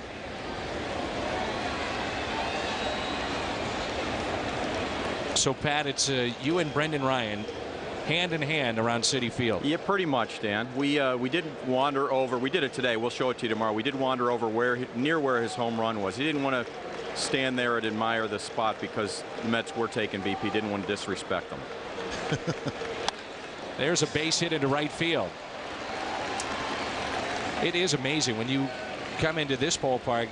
There's nothing left of Shea Stadium. Right? You're thinking there might be something that I remember from Shea Stadium or some play. I mean, there is nothing. It's a parking lot. Wait, Dan. Now, from old, you're right. They brought something over, though. Remember at the top of the scoreboard, the light up city skyline that was at the top of that scoreboard? It's Yes. behind the new giant scoreboard on top of some food service area over there. And Brendan Ryan is the one that goes, whoa, that's from the top of the old scoreboard. And he was right. It's really kind of cool. And he pointed out that it was also like what we did at Busch Stadium with the old scoreboard up there as well. Here is Skip Schumacher, so we can look forward to that at 5:30 tomorrow. And the old home run apple has made its way to Citi Field. And this one is in center. Old one was in right. You don't see it very often, though, in this ballpark. No, you don't. You mentioned David Wright, who had 34 home runs last year. He's got 4 home runs this year. But they say they really, they tried not to stress pulling the ball. They want you to hit to the opposite field.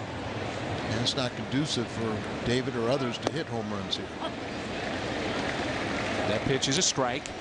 We also found out in talking with the bullpen guys of the Cardinals, you can't see. They cannot see the game. That is a serious problem that they have here at the ballpark, is that there's just a little area out there where they can see live, and if not, then they have to watch from the TV. You see, they've got a TV out there. Well, you see the Xerox sign, kind of impedes their where they can't sit and at the other end of the bullpen, so they have to kind of crawl all the way down to that end, and then that's where the Mets are right over their shoulders, or I guess the Cardinals are over the Mets' shoulders. And this stadium was just under $1 billion, and Yankee Stadium was $1.6 billion. Recent poll, though, fans, and there were thousands that voted on this poll, said that they preferred Citi Field over the new Yankee Stadium. It's interesting, isn't it? Because everything we heard was, what a great palace that place is, but maybe something about all the home runs that are flying out to the right field. Here's a 1-1. Schumacher reaches for it, bloops it down the left field line, and that's a fair ball. It'll be a ground rule double, second and third as it hopped over the wall. Bad break there because Ryan would have scored. Nice piece of hitting here from Schumacher. Just reaching out there, taking it off the shoe tops, trying to make contact, and he gets a plus where he gets a double. So that's the third time he's been on base. Activity now, it looks like they're starting to stir in that Mets bullpen. And here is Duncan.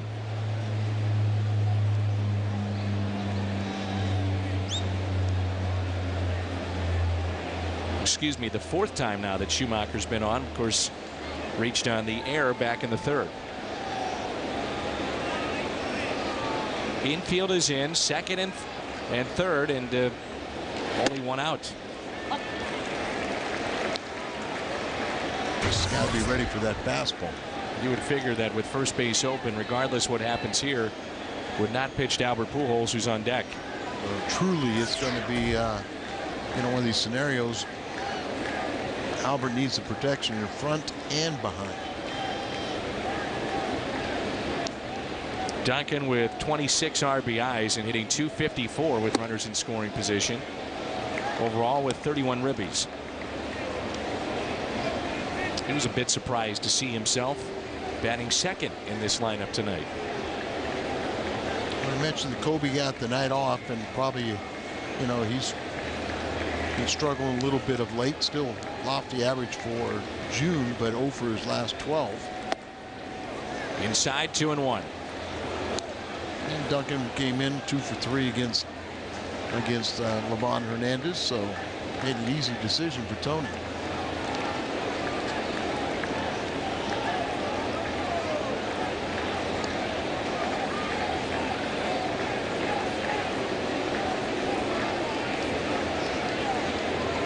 Mish and Descends throwing in the bullpen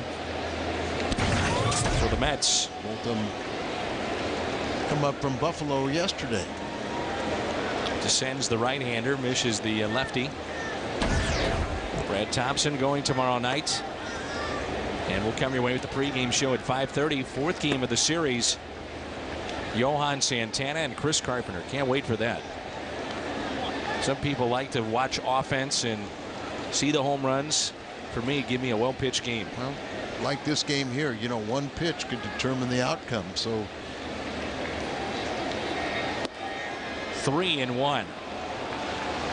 Jerry Manuel now has to be thinking, okay, if Duncan reaches with the walk, do I trust Hernandez to face Pujols, or do I get a fresh arm in there? I would trust the guy that's 5-1. And who has struck out Pujols. And rather than two guys that just got called up from the minor leagues yesterday. A 3-1 pitch on its way. And that misses. Bases loaded for Albert Pujols.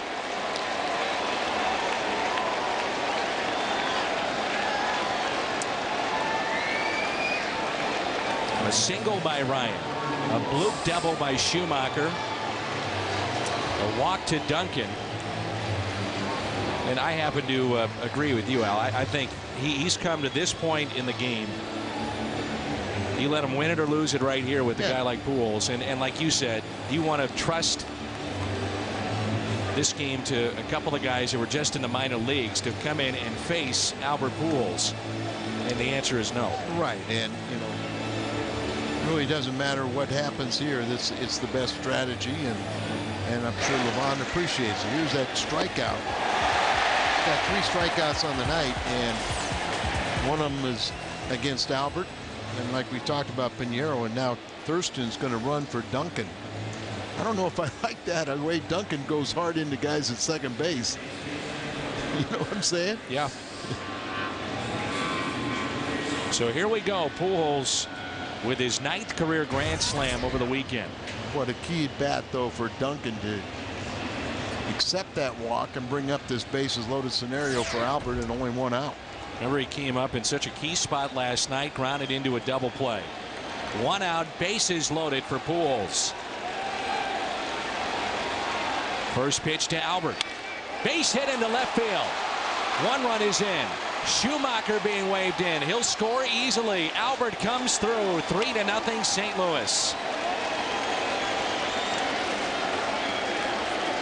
relaxed. How relaxed. 70 RBIs now for Albert on the season. Al, it's June 23rd, and he has 70 RBIs. 70 RBIs, misses location, gets too much of the plate. Albert hits it hard right through the left side, and Tatis doesn't have much of an arm for a left fielder, and the Cardinals get 2 more. So Ryan scores, Schumacher scores, and the Cardinals have a 3-run lead. Pickoff, watch out, they got him. Thurston is out at second base. Wow.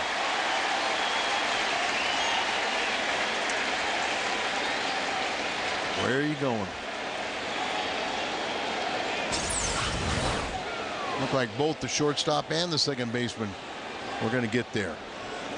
You know, they messed up on who was going to cover, and they get him. And there was no doubt about it. He was out. Been times where you really questioned the base running of Thurston this year. Came in as a pinch runner for Duncan, and this is a key pickoff here. Watch Tony La Russa back there. He sees it. He smells it. Oh, all right. And now Pujols is picked off at first. And Tony can't believe it. Cardinals don't get a couple of runs. They take a 3-0 lead.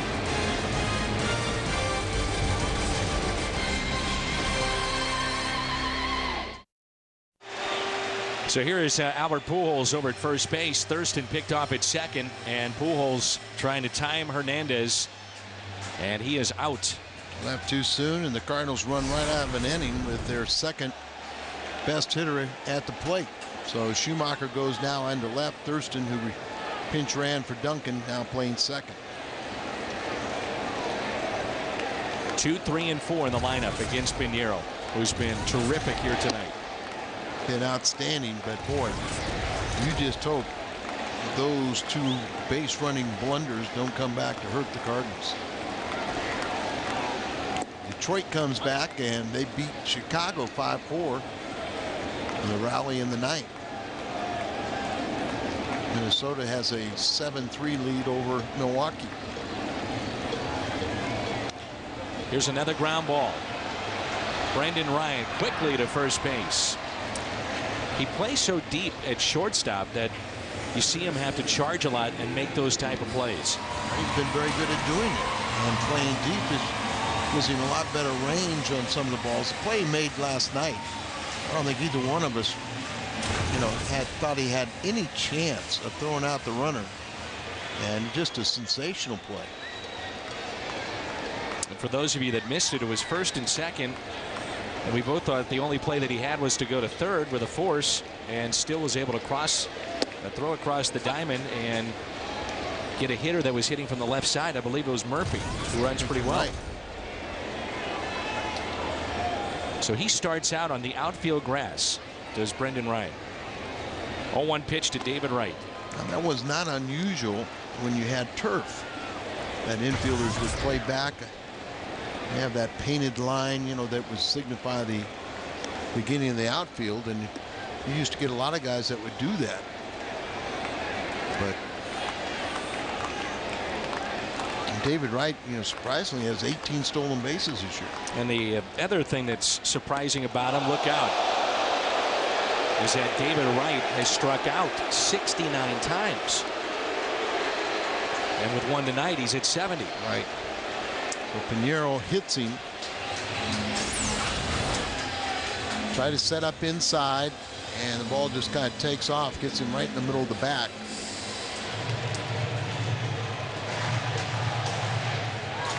Here's Tatis, the 08 comeback player of the year in the National League.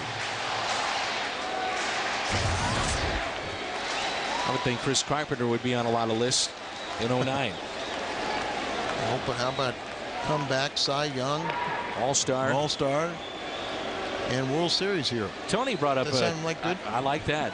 Tony brought up an interesting point in visiting with him in the office today, or yesterday rather. He was saying that any pitcher that throws on Sunday before the All-Star game, you probably shouldn't use him or be included in the actual game on Tuesday. Very good point. You really handicap the managers. Right. And you don't want to hurt hurt a guy or bring him back too soon. You know, it's an honor. They all probably, or you hopefully, guys wants to pitch, but that's not a true indication that he's got his full complement of rest either. Double play ball. Ryan, Thurston, Albert, double play, 6-4-3. Another ground ball that Pinheiro is able to get.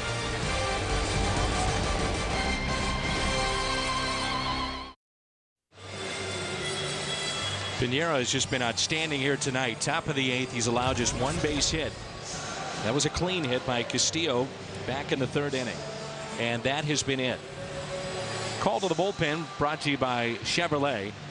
Elmer Descends is in for the Mets after 7 strong innings by Hernandez. His contract was selected from Buffalo in the International League yesterday. He was 3-2 with 11 saves and a 2.31 ERA. He is a veteran of 12 major league seasons, and he's pitched for 8 different teams. We first saw him come to the big leagues with the Pittsburgh Pirates. Times has been a starter.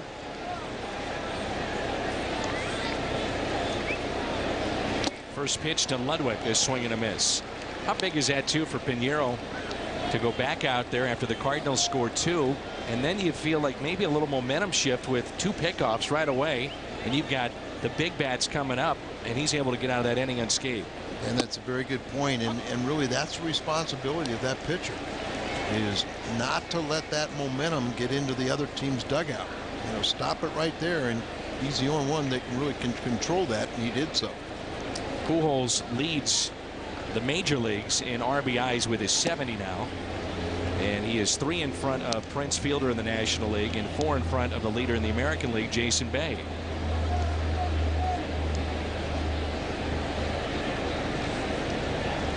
One and 2. The count on Ludwig. Ooh, just missed. Pujols will tell you, though, the one stat that he feels gets overlooked way too much: runs scored. Well, last Friday night he went over 1,000 in his career. 2-2 is a broken bat to third. David Wright with it. Over to Murphy for the first out. Ludwig is 0 for 4 on the night. Here's Rick Ankiel. He came up in a key spot back in the 3rd inning with the bases loaded and flied out to right. He's also grounded to short and flied to left.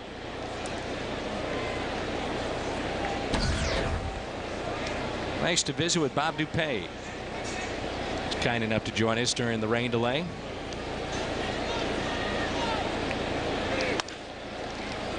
Rounder to second. Castillo. 2 outs. Sends like he really studied Pinheiro and said, hey, that's a pretty good way to pitch. Get ground balls.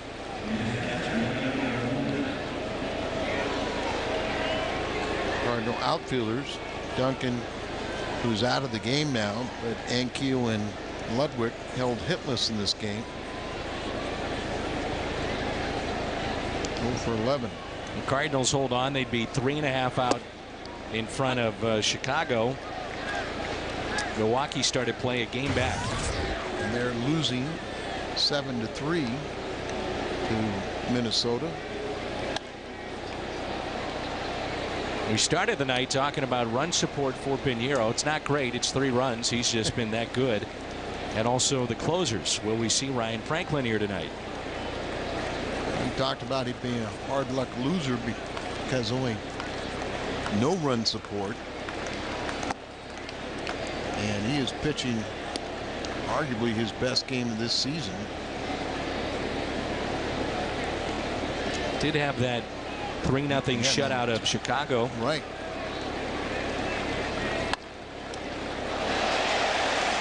Back to Descends. Midway through 8, Pinheiro back to work. 1 hit allowed and a 3-run lead. Cardinals baseball on Fox Sports Midwest is brought to you by Bud Light Lime, the drinkability of Bud Light with the refreshing taste of lime. By Bank of America, Cardinals banking only at Bank of America. And by Hyundai, discover why only Hyundai can say sales event. Visit your St. Louis area Hyundai dealers today. Ryan Church leads it off against Joel Pinheiro. 1 hit allowed tonight. He's walked one and he's hit a batter. And batter right was erased in a double play. He also has only 1 strikeout, and that was David Wright. Church tonight has grounded out to short and grounded to first. Are you shocked when I tell you that Pinheiro has only allowed 2 home runs all season? Very much so. And what you said earlier too was the lack of walks this year. Yeah, he's one of the best in the National League. Fewest walks allowed. I think you would agree, though, he's throwing his sinker more this year than we've ever seen. Absolutely. And you know, last year, you remember he really struggled. He was 7-7, had a bunch of games where, you know, he just was not getting decisions, but you know, he's committed this year. He's in much better shape. Didn't have the injury problem that he did. Had that little back strain there for a while, but he spent 2 times on the disabled list last year, and really right out of the chute, he never got. He was injured in spring training and never got caught up. Here's a 3-1 pitch. Lined into center. And the catch made by Anquillo. Wasn't pretty, but he made the catch. So if you're just joining us, let's take you back to the 3rd inning, and the only base hit allowed by Pinheiro off the bat of the switch hitter Castillo. Breaking ball, just kind of hooks it and just hits it up the middle for the clean single. Now you kind of watch him right now because, you know, he's just starting to get some few pitches up, and they're starting to hit the ball in the air. But right now, he's hit him right at somebody. Starter Hernandez for the Mets. 7 innings, 3 runs, 8 hits. He walked 3, and he struck out 3. And you see the pitch count by inning. That's great. When 12 pitches is the most you've thrown in an inning. It was in the first. He actually had an inning of 13, so 13 was the most. But either way, 12-13. That's 13 is more than 12. It is. Oh, okay. Here's a 1-1 to Santos. Into the Cardinal dugout.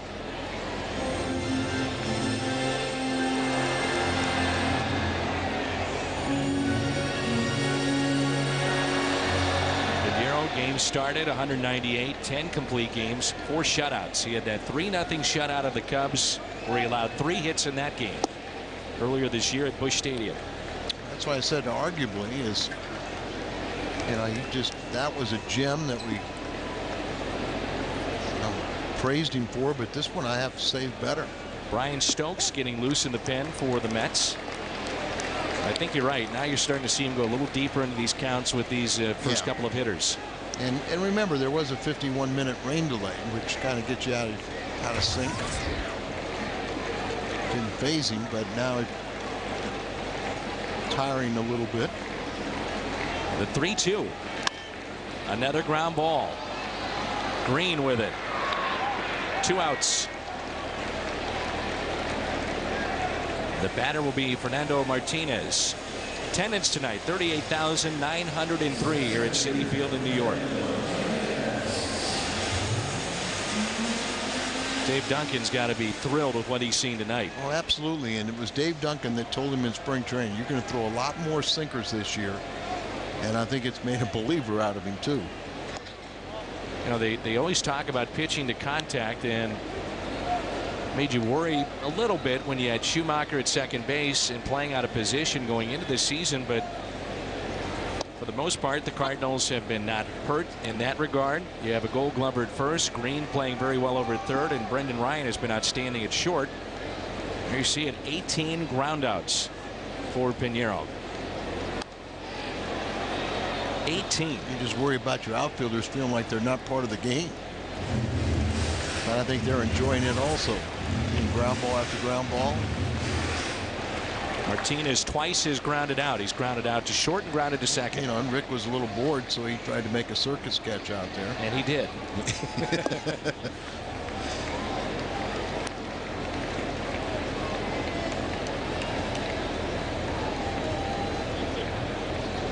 .84 pitches. The last one was an 84-mile-an-hour slider. And on his 84th pitch, 50 strikes. Pinheiro is due up second for the Cardinals in the ninth. The 2-2 pitch. That's going to be the interesting thing for me. It's Carpenter, who will get the ball on Thursday, final game of this 4-game set, and be opposed by Santana. Great pitching matchup. Let's hope Cardinals complete this victory and then win tomorrow and have a good road trip. Santana's 8-5, Carpenter 5-1. Another ground ball. Pinheiro has it. 19 ground ball outs through 8 innings for Joel Pinheiro.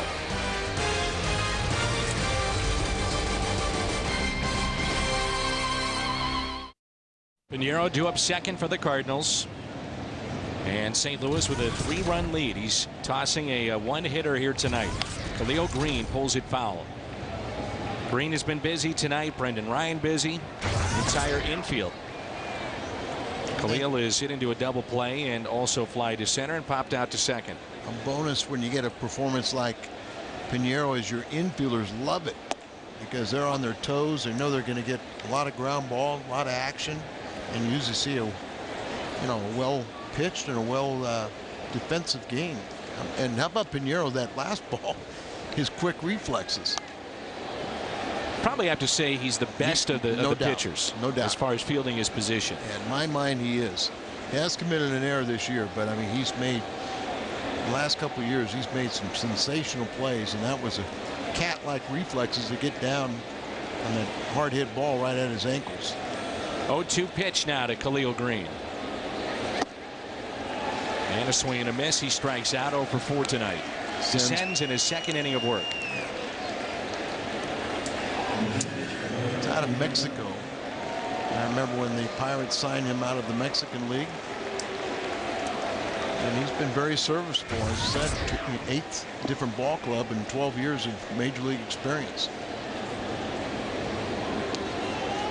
Think about Pinheiro with the one hitter, and the pitch count through 8 innings is very good. And it's in part to at least some of this is the fact that he only has 1 strikeout. So he's been putting the ball in play early in counts. He also has a couple of hits as he hits a one-hopper to the second baseman. Castillo. Take a look at the Hardy's prime cut of the game, and it's Albert Pujols. This is with the bases loaded back in the 7th inning. And this would score 2 as Brendan Ryan and Skip Schumacher came around to score. That made it 3-0. First run was an unearned run that Pinheiro scored. And Brendan Ryan's had a nice night. He's 2 for 3, extending his hitting streak to 7 games now. Looking ahead, it'll be Castillo. And the pitcher spot descends, and Alex Cora. 2 outs, nobody on for Brendan. Hits it to third. Right is there. Bottom of the 9th coming up. Can Pinheiro finish it off? This gem. 3-0 St. Louis.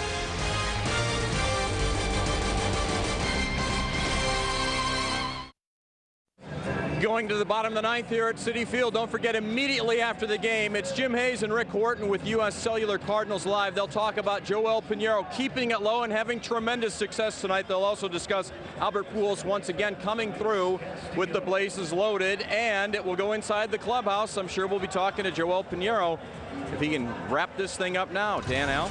All right, looking forward to it is Pinheiro trying to finish it off. A one-hitter through 8 innings. Castillo, the only base hit tonight for the Mets. First pitch, a strike. And he's the only man that's reached base with a walk. Only 3 base runners all night, as the third one was David Wright being hit by a pitch. So that's 19 ground ball outs coming into this inning for Pinheiro. If you're wondering, the Mets have been shut out twice this year. At the Yankees 15-0 and at San Francisco 2-0. So this would be the first shutout of the Mets if he can do it here at home. 1 ball and 2 strikes. 89 pitches on the evening. And a ground ball. Thurston there. To Albert. One away. All important first down. That's it. Get that first guy out. You're well on your way. This is Jeremy Reed who will pinch hit. Reed hits from the left side. Still that big bat of Sheffield on the bench, as well as Schneider. And Evans, who hits from the right side. First pitch, a ball. So descends. Good work out of their bullpen for the Mets as he went to 2 innings and no runs allowed. 1-0 pitch. Now, you're right. It's been the occasional curveball, but for the most part, just sinker after sinker. Yeah, just and keeping the ball down, just letting that action. That one's up a little bit. The second hit for the Mets tonight. Budweiser, great player of the game, with a runner at first and 1 out. Ryan Franklin is throwing in the Cardinal bullpen. And of course, we'll give this to Pinheiro. Be appropriate to see him in this game with a ground ball double play. Yeah, wouldn't that be something? Got a double play back in the 7th off the bat of Tatis, who's hit into 3 double plays in this series so far. Flores hit 2 ground ball outs tonight and did a little pop-up that he was way out in front on to land in Schumacher's glove at second. Not holding the runner on at first.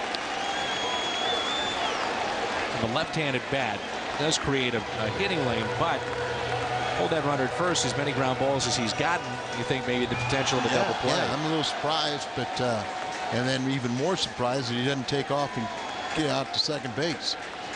Should be able to get a good enough lead that he can take away the weapon back behind the plate. 1-0 pitch. 1 ball, 1 strike. You know, Cora just has to be just trying to go up there and take pitches. I don't think you could be bunting in this spot. to make the second out or the 9th. And also, you've seen him call time too, and really been slow and deliberate getting back in the box, just trying to disrupt the rhythm of Pinheiro. That's strike 2. I don't think it's going to work. Not with the way he's going. And I like the way he's finishing this game. He wants to finish this game off. Now he's committed, going out there, slowing things down, but you can see he's very much in control. Here's a 1-2 pitch. Ground ball. Thurston, his only play to go to first. So 2 outs. Thurston, only play there to go to first. He gets the out, 2 away. And it brings in Daniel Murphy. We've got David Wright on deck. You know, thinking ahead with Tony here, if Murphy would get on base, do you let Pinheiro face David Wright if they feel he's on fumes? That's what Tony gets paid the big bucks for, but you know, you do have your closer who's been highly successful in Ryan Franklin. We started out showing he's even got better numbers than Francisco Rodriguez, the Mets closer. Right.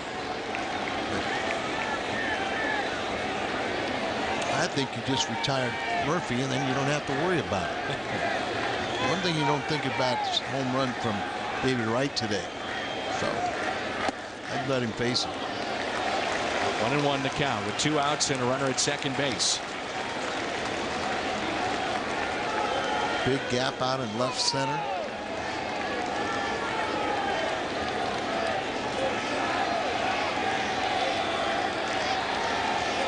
Murphy's hit 3 ground balls to short.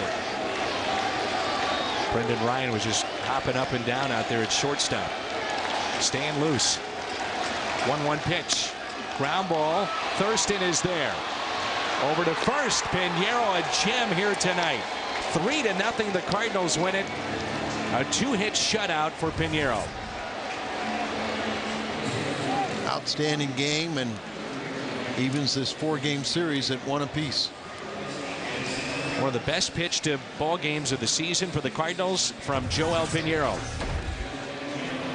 So the Cardinals win it 3-0. They even up the series. Game 3 tomorrow night. We'll come your way at 5:30. Post-game show next.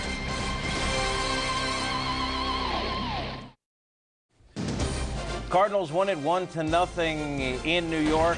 Rick Horton and I here to break it down. Rick, obviously, Joel Pinheiro was sensational. He was absolutely unbelievable, and he did it with mostly sinkers. You look at this game, how many sliders did he throw? I bet he threw 95% sinkers More tonight. from Rick Horton coming up later in the show. Plus, after last night's losing effort, did the Cardinals bats wake up in the city that never sleeps? After losing his last 5 starts, Joel Pinheiro looking to get back in the win column. We'll break down his start, and we'll take you back to Flushing for Tony La Russa's thoughts and Cardinal reaction. And another round of our Cardinal Tournament of Champions. Happy birthday, American Idol's Randy Jackson, dog. I think the show is going to be a little pitchy. U.S. Cellular, Cardinals Live, coming up next. Welcome to U.S. Cellular Cardinals Live. Joel Pinheiro had pitched well but lost his last 5 starts here in the 9th. Daniel Murphy grounds out Pinheiro, a 2-hit complete game shutout. 22 ground balls coaxed by Pinheiro. The Cards take game 2 of this 4-game set in New York. Hello, everybody, and welcome inside our Fox Sports Midwest studios in St. Louis for the post-game edition of U.S. Cellular Cardinals Live alongside Ricky Horton. I'm Jim Hayes. Coming up, we'll take you back to New York for player reaction and Tony La Russa's thoughts on tonight's ball game. And we'll break down Joel Pinheiro's start. It was a good one. Plus, another round in our Cardinals Tournament of Champions as the 1967 Redbirds take on the 1928 team, which I believe was Rick's rookie year. Before we get to all that, a thought from Rick Horton. From an old guy to a guy who's still currently going strong. We talked about Joel Pinheiro. He was outstanding. Yeah, you can try to pick on me by saying I played in 1928, but you are not going to ruin my mood because this is exactly the kind of game I love to watch. A pitcher artfully taking care of hitter after hitter for 9 innings, making it look easy. Pinheiro doesn't have the greatest fastball in the land, but he had a great sinker today, and it was just a masterpiece. Very fun for me to watch. I know a lot of you folks like home runs, a bunch of people running around the bases, but that was a baseball game. And that was not a shot. Plausible deniability. I just read what was in the prompter. Don't forget, Cardinal fans, it's U.S. Cellular text time. Text your questions for Rick and me to 432-432. Please include your first name and where you're texting from in your message. Standard text messaging rates do apply. We'll answer them later on Cardinals Live. Let's get things started by heading back to the Big Apple. A short time ago, Pat Paris caught up with Joel Pinheiro, our Mid-America Chevrolet Dealers Player of the Game. Pat? Jim, thanks very much. I'm with Joel Pinheiro, second complete game shutout of the year. This one, though, a real gem. How did you feel? Obviously great out there. I mean, you feel great. You had to call a great game. Outstanding defense behind me. Rick making a couple plays in the outfield. So everything went well. You know, I had a good sinker, got a lot of balls on the ground, and, you know, everything went out fine. You never doubted it. 5 straight losses, 8 out of the last. You never doubted it with your stuff. You can't do that as a pitcher. You still got to go out there and battle, give a quality start, you know, give a team a chance to win, and that's all I could do. Just 2 hits. That's pretty amazing. Yeah, I mean, that's like I said. Once you get going, you don't know what's going on. But now that I looked up there, I saw that. So you know, it's a lot of fun. It's a great team. Win. You had 2 hits yourself tonight. Wow, I'm just lucky. You know, I try to swing the bat, and hopefully they fall in. What about Albert coming through again with the bases loaded? Wow, it's amazing. I think he's 4 for 4 in bases loaded situation. So you know, he's the man. So hopefully he keeps it up. Congratulations. Thank you. Nice job tonight. That's Joel Pinheiro. Jim, send it back to you in St. Louis. Pat, Joel, thanks. Time now for a view from the booth. We go upstairs at the Mets' new ballpark. Dan McLaughlin and Al Roboski rejoin us to put a bow on things. Gentlemen. Okay, Jim and Rick, thanks. Outstanding night, obviously, for Joel Pinheiro, one of the best pitch ball games we've seen this year. And he did it also at the plate, didn't he? Absolutely. He scored the first run and the only run that counted in this game with a double. And he had a little trouble finding first base as he hadn't been experiencing offensive success. And then when he gets the base hit in the 4th inning, he finds first base, but he puts on the brakes. But at least he didn't get picked off today. Yeah, he was the one guy that didn't, it seemed like, as the Cardinals were picked off a couple of times in that 7th inning. He could have busted it open. But Albert Pujols comes through once again. We talk so much about Albert, but in key spots, pressure situations, he comes through. He's one of the great athletes, obviously, of the sport, and pressure does not bother him. No, I always say pressure is a word. It's how you define it. But in his case, he slows everything down. He relaxes. You know, he just is thriving in those situations, wants to be there, and that's a big key. A lot of ground ball outs, guys, tonight for Joel Pinheiro, and he was terrific. 23 of them here in this ball game tonight. Let's send it back to you. Pretty remarkable what Joel Pinheiro did. Let's check the highlights from the game we just saw right here on Fox Sports Midwest. No score, top of the third. Skip Schumacher, bases loaded, grounds into a fielder's choice, but Daniel Murphy's throw wide. Joel comes home on the air, 1-0 Cardinals. After a 51-minute rain delay, Pinheiro back on the mound, gives up the ground ball single to Luis Castillo, his only hit that he gave up through 8 innings. After that, Pinheiro grooving. Gets Cora to ground out to end the third, Fernando Tatis to end the fourth, and Fernando Martinez to end the fifth. 13 out of 15 outs through 5 innings for Pinheiro on the ground. Top 7, bases loaded for Albert, and he pounds a single to left. Ryan and Schumacher score 3-0 Cards. Pujols 5 for 5 with 16 RBIs with the bases loaded this season. Runner on first for Pinheiro, bottom of the 7th, Tatis, and Pinheiro induces the 6-4-3 double play. Again, 1 hit through 7 for Pinheiro. Bottom 8, Daniel Murphy grounds to Thurston, and that's the ball game. Pinheiro, another ground ball out to end the game. Another look, and Pinheiro, a complete game, 2-hit shutout. Pinheiro obviously happy, had pitched in some tough luck.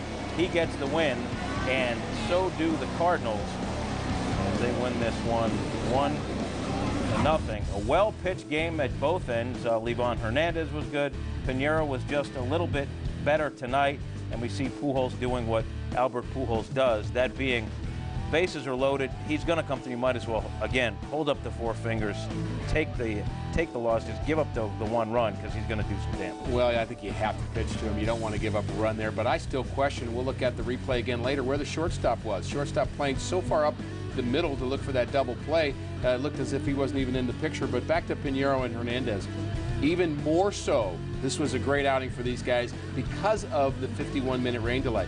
Pinheiro was lights out, had to sit out for about an hour, came back, gave up a hit in that inning, and then was lights out again. I mean, very impressive that he could go 9 innings. Hernandez as well, an experienced guy, going 7. So that's a lot harder to do than people understand. When a pitcher gets warmed up, gets ready to go, and you sit for an hour, your arm actually starts to break down, starts to tighten up, and to stay loose and to get back out and have the same kind of feel for a sinker, especially for a finesse guy, really an outstanding effort for both those guys. Obviously, Joel Pinheiro is our king of the hill, our heel attack king of the hill. There's a guy that's pitching some bad luck. 4-0 to start the season, ERA about the same as it has been during the recent slide. He's dropped 5 straight decisions, but tonight in total control. Well, I think the key for Pinheiro is to try not to do more than he's capable of doing. And when a guy loses a lot of games in a row, you tend to do that. You tend to say, well, maybe I have to start striking guys out. Maybe I have to start being more overpowering instead of just doing what I'm doing. I think he really seems this year to understand who he is as a pitcher, and he just stays right with that. And that's what he's done in the midst of this losing streak. And to his credit, even though he's lost a lot of those games, again, because of lack of support, he's still the same guy. And today he was just really better than anybody today. I think someone else, it might have been Cal, called it last time we saw Pinheiro. He was carried off the field after pitching well because of cramps. Tonight they could have carried him off as the hero. Good and analogy. The key for Pinheiro, the sinker, keeping the ball down and coaxing ground ball after ground ball. It's incredible how many ground balls he had. I mean, there was a time during the 5th inning of the game where we finally had a fly ball out. Could have been like Satchel Paige when he pitched. He used to set the outfielders on the ground and say, take a nap, guys, I got him. Now, he was trying to strike guys out, but Pinheiro was using the infielders. Those ground balls are Don Brown deal of the day, and that was the key for Pinheiro. Again, when he keeps the ball down, that's it. Well, and there's a line that we're going to show you. Below that, you're going to get ground balls, especially with the movement. The ball right before it gets to home plate is above the line, and that very last couple of feet, boom, now it's below the line, and it's a ground ball. Every one of those pitches starts out about waist high and ends up about knee high. And so that line, Pinheiro is just below it every single time. And the precision for a sinker ball pitcher to be able to do that, that's why Pinheiro is successful. That's why he's been successful in his career. If a sinker ball pitcher gets the ball above that line, it does not sink as much, and it does not sink as much late. And that's when guys start pounding the ball all over the place. Pinheiro keeps the ball in the ballpark because of that sinker. And tonight he kept the ball in the infield. Low number of pitches, just masterful performance. You talked about the 51-minute rain delay and how tough it is to overcome that. Pinheiro obviously did that successfully. You've been through something like that. What goes on with the arm? How difficult is that to bounce back? It's really tough. You're not sure what to do. You're not sure whether you should do something cardio to keep yourself in shape. You kind of like walk around. Everybody else is kind of relaxed. Most players during the course of an everyday game, everybody's relaxed except the starting pitcher. He's the guy that's more tense. So you almost have to isolate yourself from the rest of the team. I'm sure Tony doesn't let guys play cards, but that's what we used to do back in the day, among other things. But guys would just kind of relax. We didn't have iPods. That's why we had to play cards. But guys are just kind of doing their own thing, having fun. But the pitcher has to stay locked in. He has to remember his game plan. He has to remember what he's trying to do. He's kind of got this thought process going. And you can't relax too much. And you also can't let your body get too cooled down, because revving both your mind up and your body up is hard to do. Cardinals win 3-0 tonight. Albert had a big night with the bases loaded. Pinheiro did the rest. Tony La Russa is going to talk about it in a minute. We'll hear Tony's reaction to tonight's game when we come back from break. Stay with us. Flashback, September 27, 2007. First career start against the Mets for Joel Pinheiro. He was outstanding. 8 innings, gave up 3 hits, no runs, as the Cards won that one 3-0. Little deja vu tonight. Let's see how Joel Pinheiro and the Cards would do. 3rd inning, no score. Skip Schumacher, bases loaded, grounds into a fielder's choice. Bad throw. Pinheiro comes home 1-0. A 51-minute rain delay. Pinheiro back on the mound with 1 out. He gives up a ground ball single to Castillo. That would be only a hit. He would surrender through 8. After that, Pinheiro grooving. Gets Alex Cora to ground out to end the 3rd. Tatis to end the 4th, and Fernando Martinez to end the 5th. 13 out of 15 outs through 5 innings for Pinheiro on the ground. Top of the 7th, still 1-0. Bases loaded for Albert. Single. Schumacher. Ryan first, then Schumacher scored 3-0 Cards. Pujols 5 for 5 with 16 RBIs with the bases loaded this season. Runner on first for Pinheiro. Bottom of the 7th, Tatis up. 6-4-3 double play. Pinheiro was outstanding. Bottom 9 now, Daniel Murphy grounds to Joe Thurston, and that's the ball game. How about 22 ground balls for Pinheiro in this one? Pinheiro, a 2-hit, complete game shutout as the Cardinals beat the Mets 3-0. You see a big night for Schumacher. You see Brendan Ryan had a couple of hits. Albert Pujols, why pitch to that guy with the bases loaded? The Mets did it tonight, and he made him pay with a 2-run single. A little while ago, Albert in the visitors' clubhouse talking with the media. It was unbelievable. I mean, he got his stuff down. I mean, he was keeping the ball down. And being aggressive. I mean, he knows it's a huge ballpark, it'd be tough to hit the ball out of the park, but it's still, I mean, he didn't take anything for granted. He went out there and made his pitch and get some big double plays, to get out of the inning and keep the ball down. I mean, I don't know what was the ratio, but I think out of 27 outs, he probably got 22 outs. 22 or 23 in the ground. That's unbelievable, Have you seen, you saw Pinheiro last year. Have you seen a little bit more aggression from a little more confidence in maybe attacking hitters this season? I think what I see this year is him healthy. I think, last year he was battling with his back and his hamstring, I think, or his groin, and he wasn't healthy. I mean, since he was spring training, he started the season in the DL, but, this year he came in pretty good shape to his spring training, and, he's staying healthy and making his pitch. I said in Kansas City 2 days ago, I mean, I think if we would have our offense supporting our pitching a little bit, I mean, their record being unbelievable, Joel would have an easy 9 to 10 wins, and Carp about 8 or 10 wins too, and all that 5th guys. I mean, even Todd, he thrown some great games, and our offense hasn't been there, but it's part of the game, and it's good that our pitching, doing their job, and even know when we don't score a lot of runs to win some games, Hernandez, he did a pretty good job for well, too. Unbelievable. I mean, Hernandez is a guy that you want to have in your team. I mean, that guy is just, he's an unbelievable pitcher. He's going to give you some innings, and he's going to fill his position real great. I mean, I think that was the first mistake I saw Livan make, when he tried to pick that guy in 3rd base in the 2nd inning, But Liman is just an unbelievable athlete, you know, and he's going to give you everything that he got out there, and you show that tonight, you know, even through that rain, you know, it's not easy to go out there and try to get back in the game, you know, and both of those guys just did an outstanding job, and Pinheiro. When you bat with the bases loaded, do you go in there kind of knowing that maybe that's the one time they really can't nibble too much with you? I mean, is that a different? I don't think like that. I mean, I take every at-bats out there the same way. I mean, I'm aggressive, and I'm going to go out there and try to look for my pitch and do some damage with the bases loaded or nobody on. I mean, and that's it. I can't. This game is already too hard for you to think too much. And, you know, you only got some 3 or 4 seconds before you had to make a swing.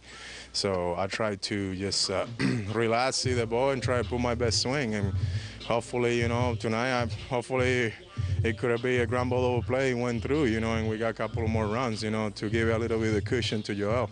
Is that 5 for 5 a number that means something to you, though?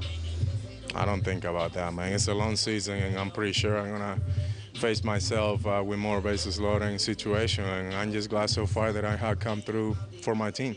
Surprised you to watch you with the bases loaded? Surprise me.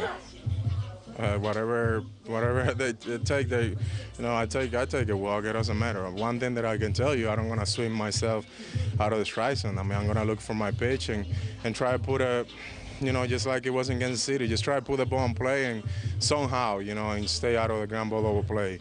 And that's it, you know, and try to give one more run, you know, sacrifice fly. Something did that I can, you know, drive it wrong or two or whatever. U.S. Cellular text time. Andy in Green Valley asks this: does Pujols have a chance to win the Triple Crown? Well, I'd say if he's always batting with the bases loaded, the answer is very definitely yes. The guy just doesn't miss. Here's Pujols today, bases loaded. And again, the shortstop, not playing shortstop. I might point that out for the third time. And they walk Chris Duncan ahead of him, too. You probably don't want to do that. That was another bad move that, you know, they really pitched him to way too carefully. But Albert pulls this ball. We've seen him do this so many times, drive the ball to the left side of the infield. And I know the Mets are playing for a double play, but look how big that hole is right there. And the thing about Albert winning the Triple Crown, first of all, nobody else is going to do it other than Albert, so forget everybody else. Does anybody have a chance to do it? Yes, it's Albert. Now, it's a very difficult thing to do. The home runs and the RBIs, he's starting to pull away with that. But very few players in this game, really, that's ever played this game, can be the kind of guy that is the best hitter in the league and the best power guy at the same time. And Albert, year after year, has got a chance to be that guy. Now, whether it's this year or a year down the road, you know, Albert has got more of an opportunity to do that, really, than anybody else. Think about great hitters. Think about Tony Gwynns and others, George Brett. You know, they're not going to really, you know, hit 50 home runs. They're just going to hit 350. But Albert might hit 350 and hit 50 home runs. He's just that much of a freak when it comes to this game. Right now, Albert's 10th in batting, a .328 batting average. But let's not forget that when he's hot and he's in one of those groups and he's allowed to hit. It's like Tiger being down 7 going into the final round. You still think he might be able to do something. Not out of the realm of possibility. Right. And the numbers with the bases loaded, I don't care. I honestly don't care where the shortstop is playing. He's 5 for 5 with 3 home runs with the bases loaded this season. That's insane. Well, and he did talk about that. He said his approach isn't any different. You know, his approach is just to, you know, put a good swing on it and have a good at-bat. But some guys' approaches are different. When you get in a clutch situation, some guys try to do too much. They get over anxious. Maybe they swing at a pitch that's out of their zone. Pitchers, of course, trying to get him to do that. You see pitchers not finishing innings and getting outs with the bases loaded. And sometimes you see hitters that don't perform in that situation. Albert's not one of those guys. So as good as he is, he also right now has had some great numbers. Now, I'm not saying that's always been true in his career, but certainly this year he's been outstanding in that regard. And for those that don't think we're taking our homage to old-time Cardinal greats, seriously enough, Rabbit Marinville, a Hall of Famer, 5'5", 155 pounds. That's why they called him Rabbit. He wasn't a very big guy. We assume that he was pretty fast. He didn't have any home runs in but that you could series. be 5'5" and not be that fast. It's Freddie Patek kind of. 291 career steals, so I guess he was pretty fast. And a Hall of Famer, by the way. You know what? That's all he was elected to the Hall of Fame. He was an HOF. Years after he was finished playing. So congratulations to Rabbit Marinville, and wasn't enough though for Rabbit and his team. It was not. It was not. Well, we actually congratulate the Marinville family. We'll get you ready for tomorrow's game. About time. Next.